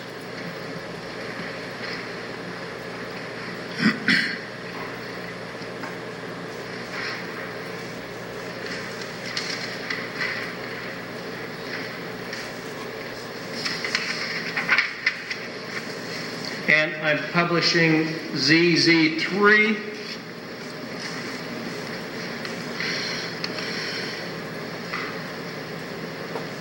Can you see ZZ3 from here? Yes, sir, I can. And would you agree, sir, that ZZ3 evidence is 1 entry wound to the back up by the clavicle area of the right side of the special agent, and then there's an exit wound right here at the right shoulder, or excuse me, right elbow, and that there's an exit wound on the lower left side, about midline of his belt. Yes, And then you talked about the abrasion being a green dot, yes, sir. and that would be on the right side of his body, above his waistline. Yes, sir.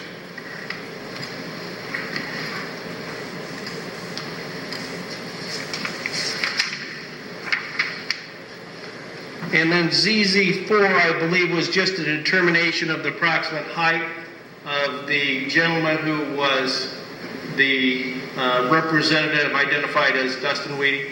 Yes, and in my report, I put all measurements are approximate.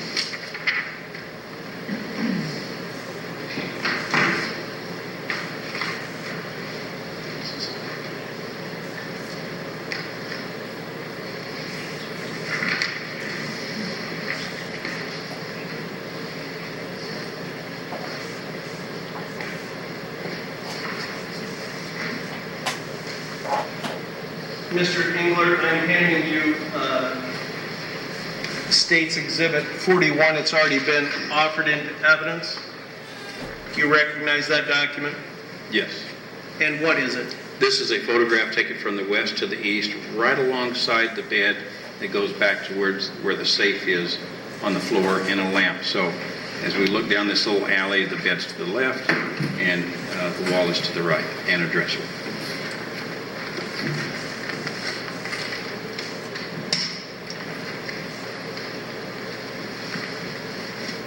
And the numbered markers here, 1 through 6, those would have been made during the original investigation by Robert Harvey. Yes, sir, that's the shell casings. I just want to put it in relation. And the jury's already seen this, but that's where the casings were found, and that's what you used to base your determination on the original bullet trajectories.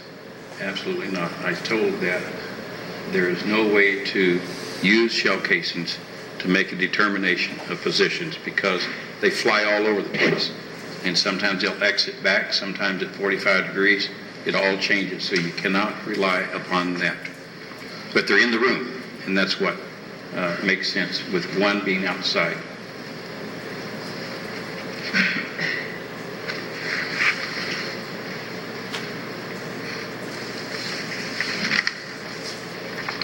I'm handing you what's been marked as Defendant's Exhibit AAA 1, 2, and 3. Do you recognize those documents?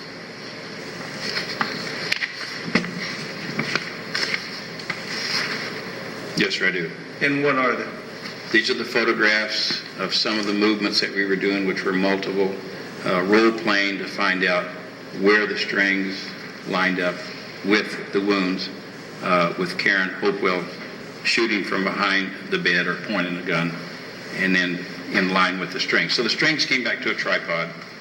Special Agent Karen Hopewell was behind the tripod in a position on the floor and lined the gun up with the different 4 strings on the west wall, and then walked him through many different ways so that I could come up with the finalization today in this courtroom.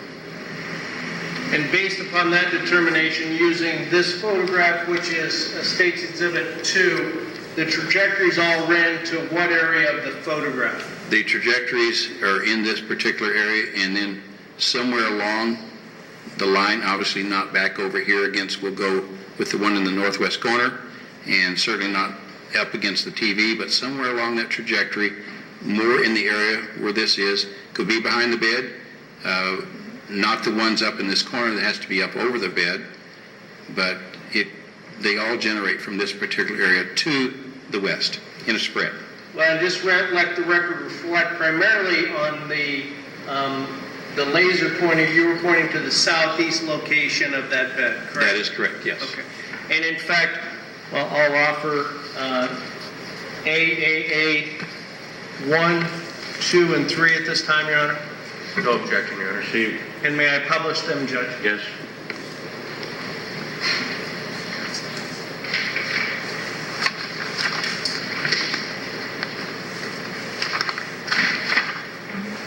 And I'm probably going to publish these to the jury where they can actually look at them, because I'm not sure that they're going to get the full effect here.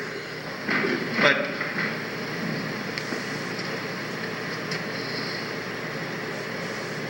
can you see well enough?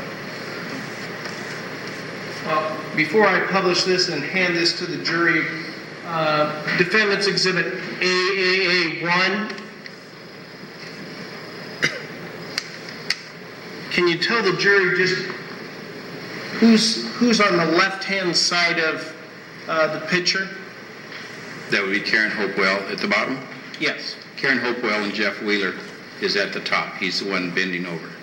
And I just want to make sure, in this situation, the person here was to represent Tracy Richter in the baseball cap, Tracy Richter and her store, yes. and Mr. Hopewell, who has the white sweat shirt and pants on, he's supposed to be Dustin Wheaton. Mr. Wheeler, yes, sir. And you ran a tripod here, right by where Special Agent Hopewell was.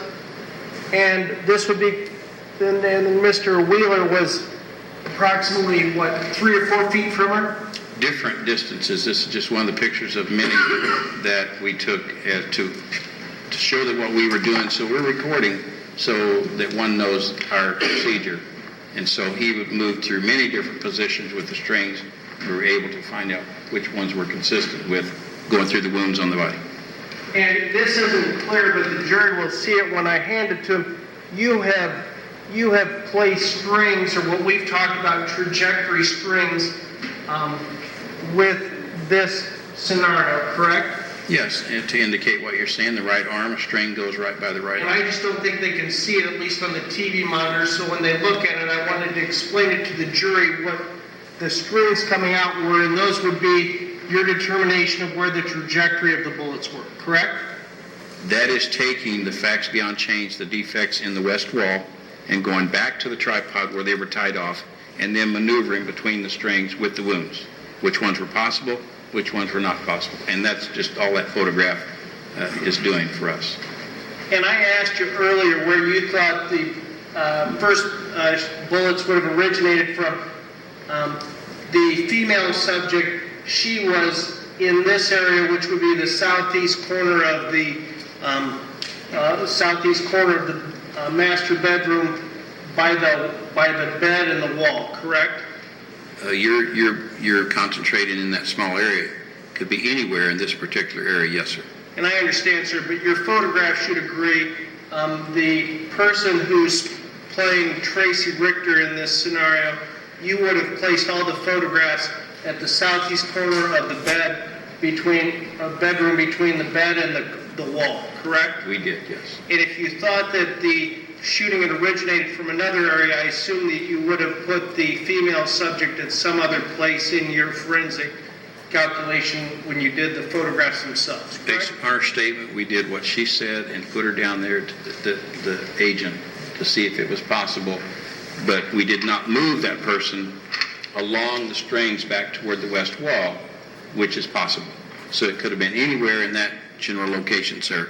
So we didn't do that. We used a lot of positions, a lot of maneuvering to work on this. Sure.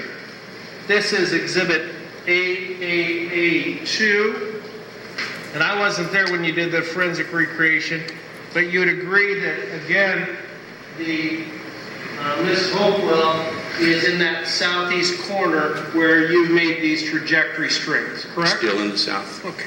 east corner, yes, sir. And you have placed trajectory strings there, and Mr. Wheeler is standing up at that time. Yes, sir, with a string going towards his hip.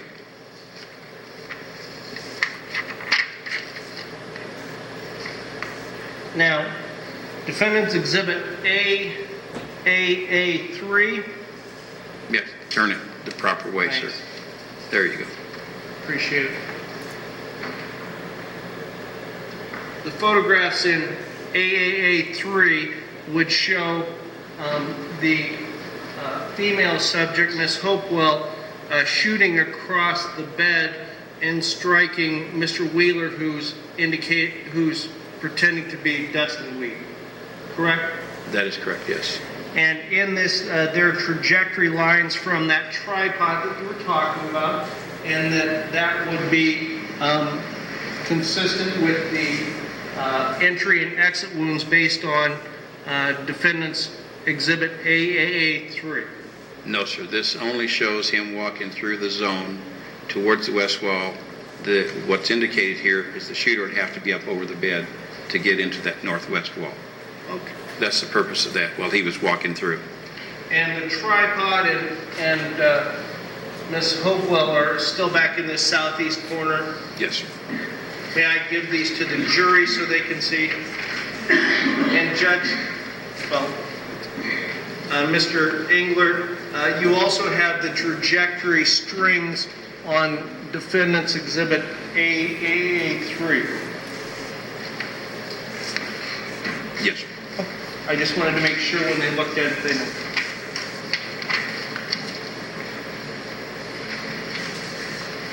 May I give them a minute to look at that before I proceed, Judge?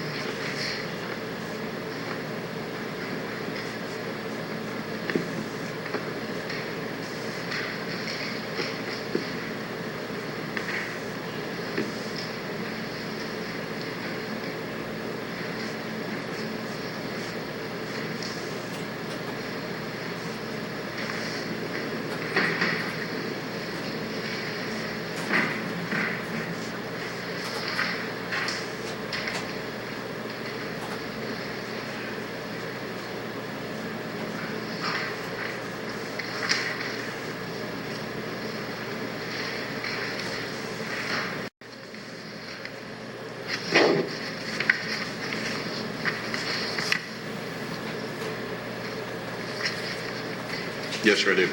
And what are they?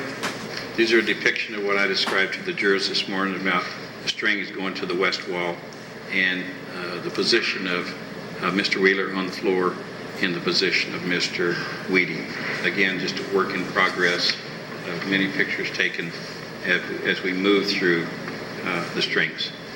And what have been marked as Defendant's Exhibit BBB 1, 2, 3, and 4 with the trajectory lines all, again, been originated from the southeast side of the room. Yes, those are trajectories that can't change. So somewhere along that trajectory line, the shots were fired. Excuse me, to Council. I would offer these as Defendant's BBB 1, 2, 3, and 4. No objection. Yeah, received. And are these true and accurate depictions of the forensic investigation that you would have done in January of 2009? It's accurate of that picture, yes. It's just many pictures that were taken.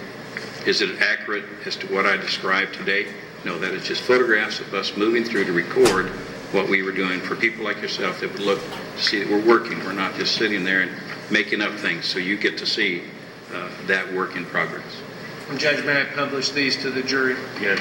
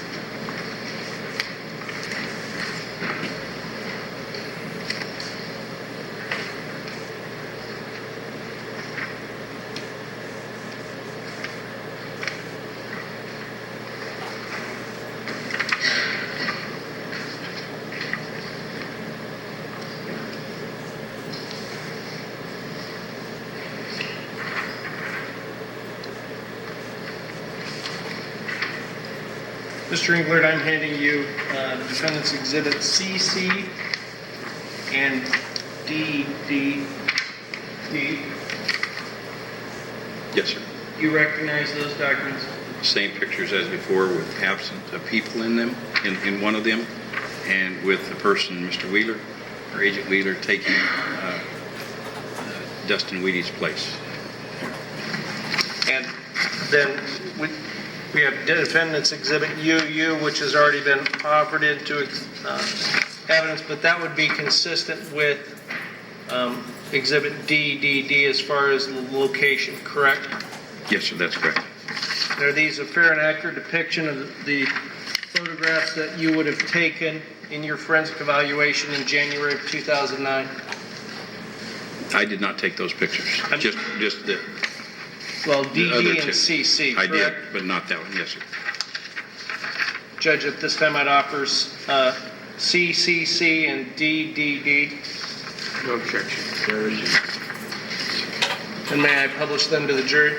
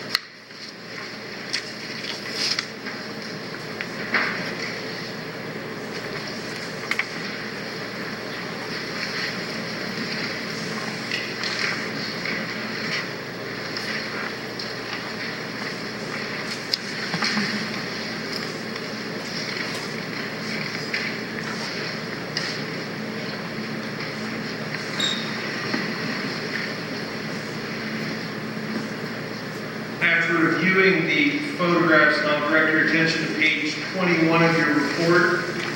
Mr. Banfield, microphone. Excuse me. If you'll turn to page 21 of your report, after reviewing the photographs, you indicate, and it's the third full paragraph in review of photographs, it says the blood on Dustin Weedy's right cheek area is believed to have been caused when Dustin Weedy's head turned into this blood spatter when it was wet, transferring blood stains onto his right cheek. The blood spatter on the floor, which has been contacted by his right cheek, is lighter in color, parentheses around diffused, than the surrounding stains. That was your statement, correct? That is correct.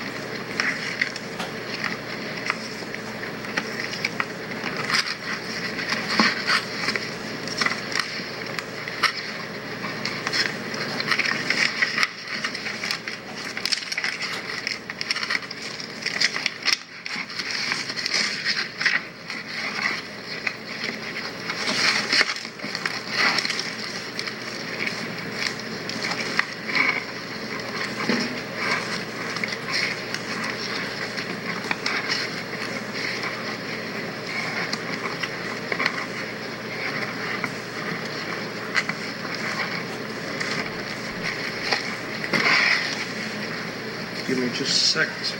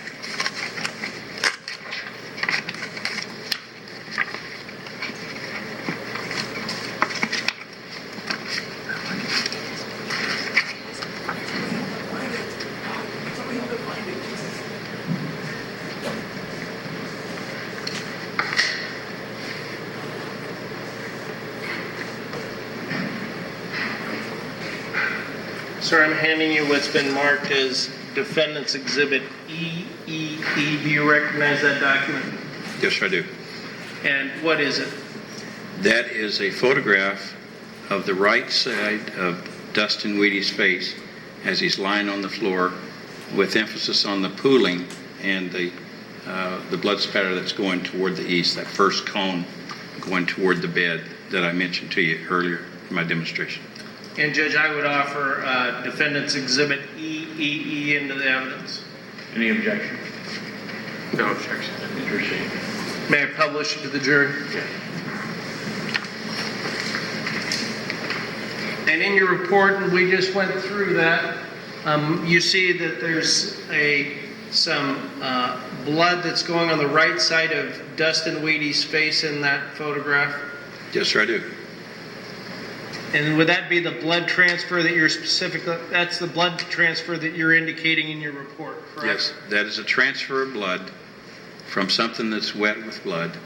It transfers this like a line to the face. And Judge, may I publish this to the jury so they can see it firsthand? Yes.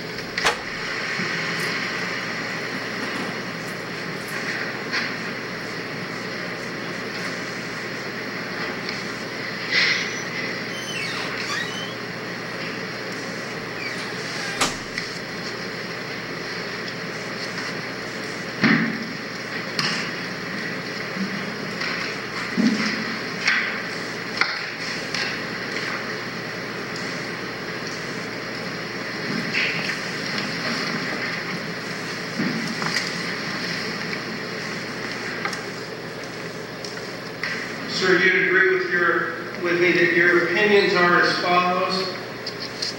That Tracy, and I'm directing your attention to page 23 of your report, Tracy Roberts cannot be excluded from being in a position on the south side of the bed when Brown was labeled by criminalists in the Iowa Department of Public Safety as...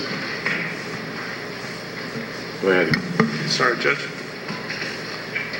I'll start over. So I'm not sure if you heard Your opinions are as follows, and I'll go through them one at a time. Tracy Roberts cannot be excluded from being in a position on the south side of the bed when rounds labeled by criminalists from the Iowa Department of Public Safety as 14, 13, 18, and the round which struck the TV were fired.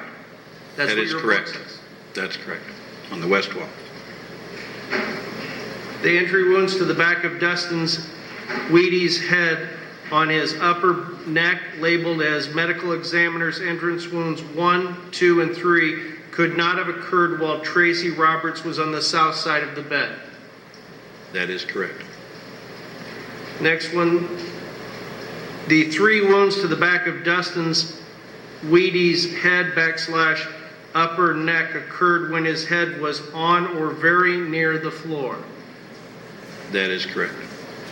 1 or more of the rounds were fired into the back of Dustin Wheaty's head / neck / upper back after blood, which had pooled around his head from a previous wound, had begun to coagulate. That is also correct, yes.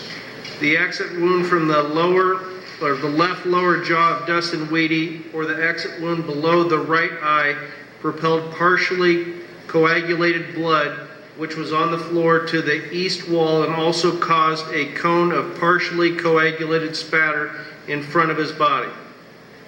That's 2 possibilities, yes. Well, then, was that your report? That is in the report, yes. Finally, Dustin Wheaty moved his head after receiving one of the neck or head wounds, transferring blood onto his right cheek. That is correct, yes. No further questions. Any redraft? Briefly, Your Honor.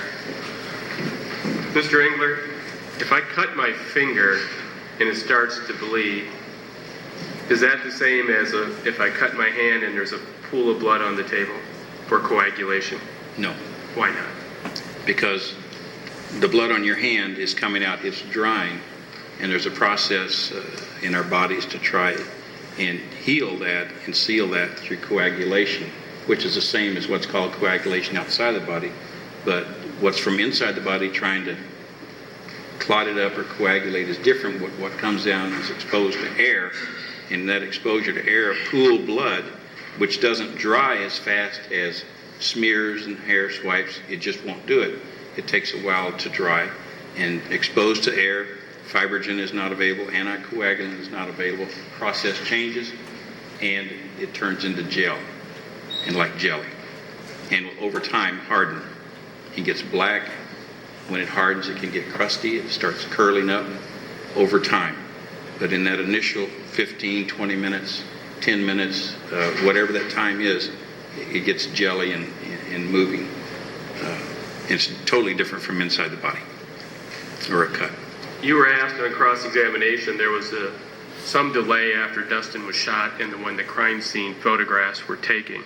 Does that mean the blood spatter we saw on the wall in the bedroom would have dried and would have coagulated but fresh when it hit the wall? No, not in clumps. That's all clumps with totally different geometric patterns going, as I said, in different directions, big, large clumps of that gel. And that's probably not an appropriate word, but I don't know what else to call it. But there's a mass that's going that can be repelled with hard energy as it goes up. So the blood had to coagulate before it was hit the wall? Before it was struck with energy, yes, gunshot. Which means there was at least a delay of 10 to 15 minutes before the last shot. Yes, sir. In my opinion, that's correct.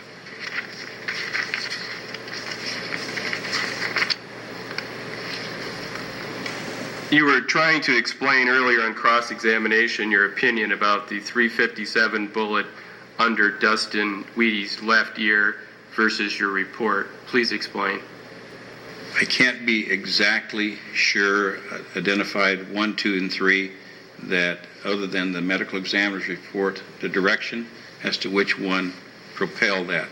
It's more consistent with the number 1 shot, which is not the first shot, but the medical examiner has labeled it as number 1, that goes through the back of the head, exits the ear because it's shored.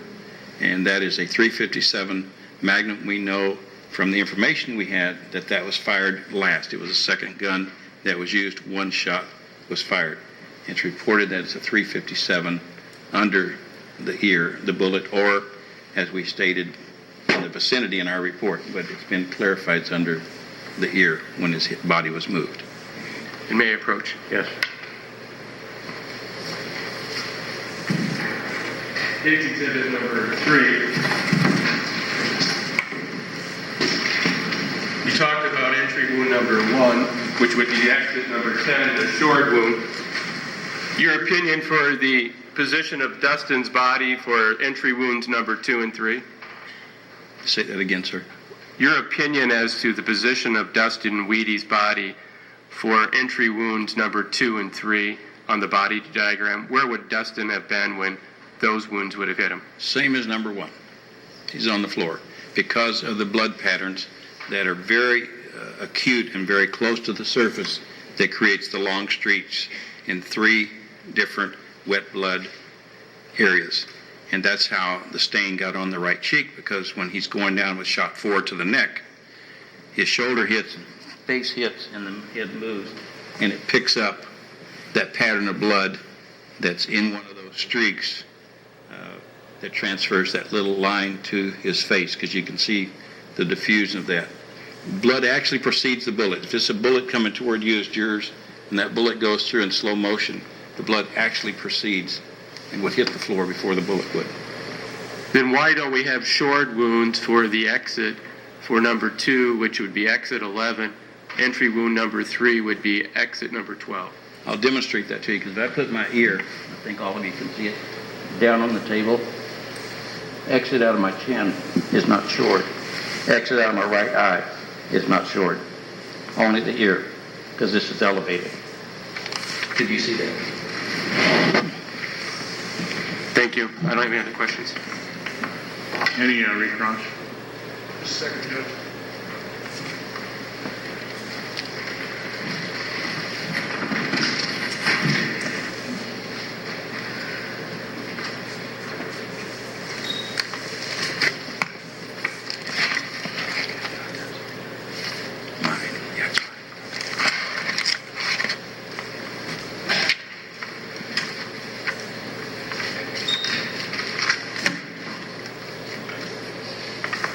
Could we have just a second, Judge? Sure.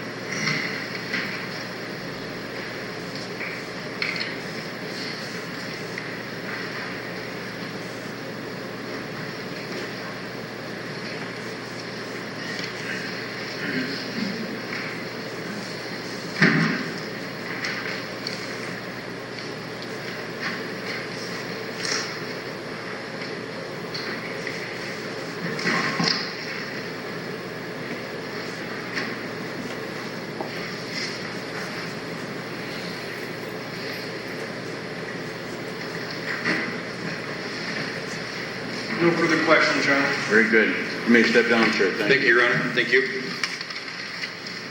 Does the state have any more witnesses? No, Your Honor, the state of Iowa would rest at this time. Very good.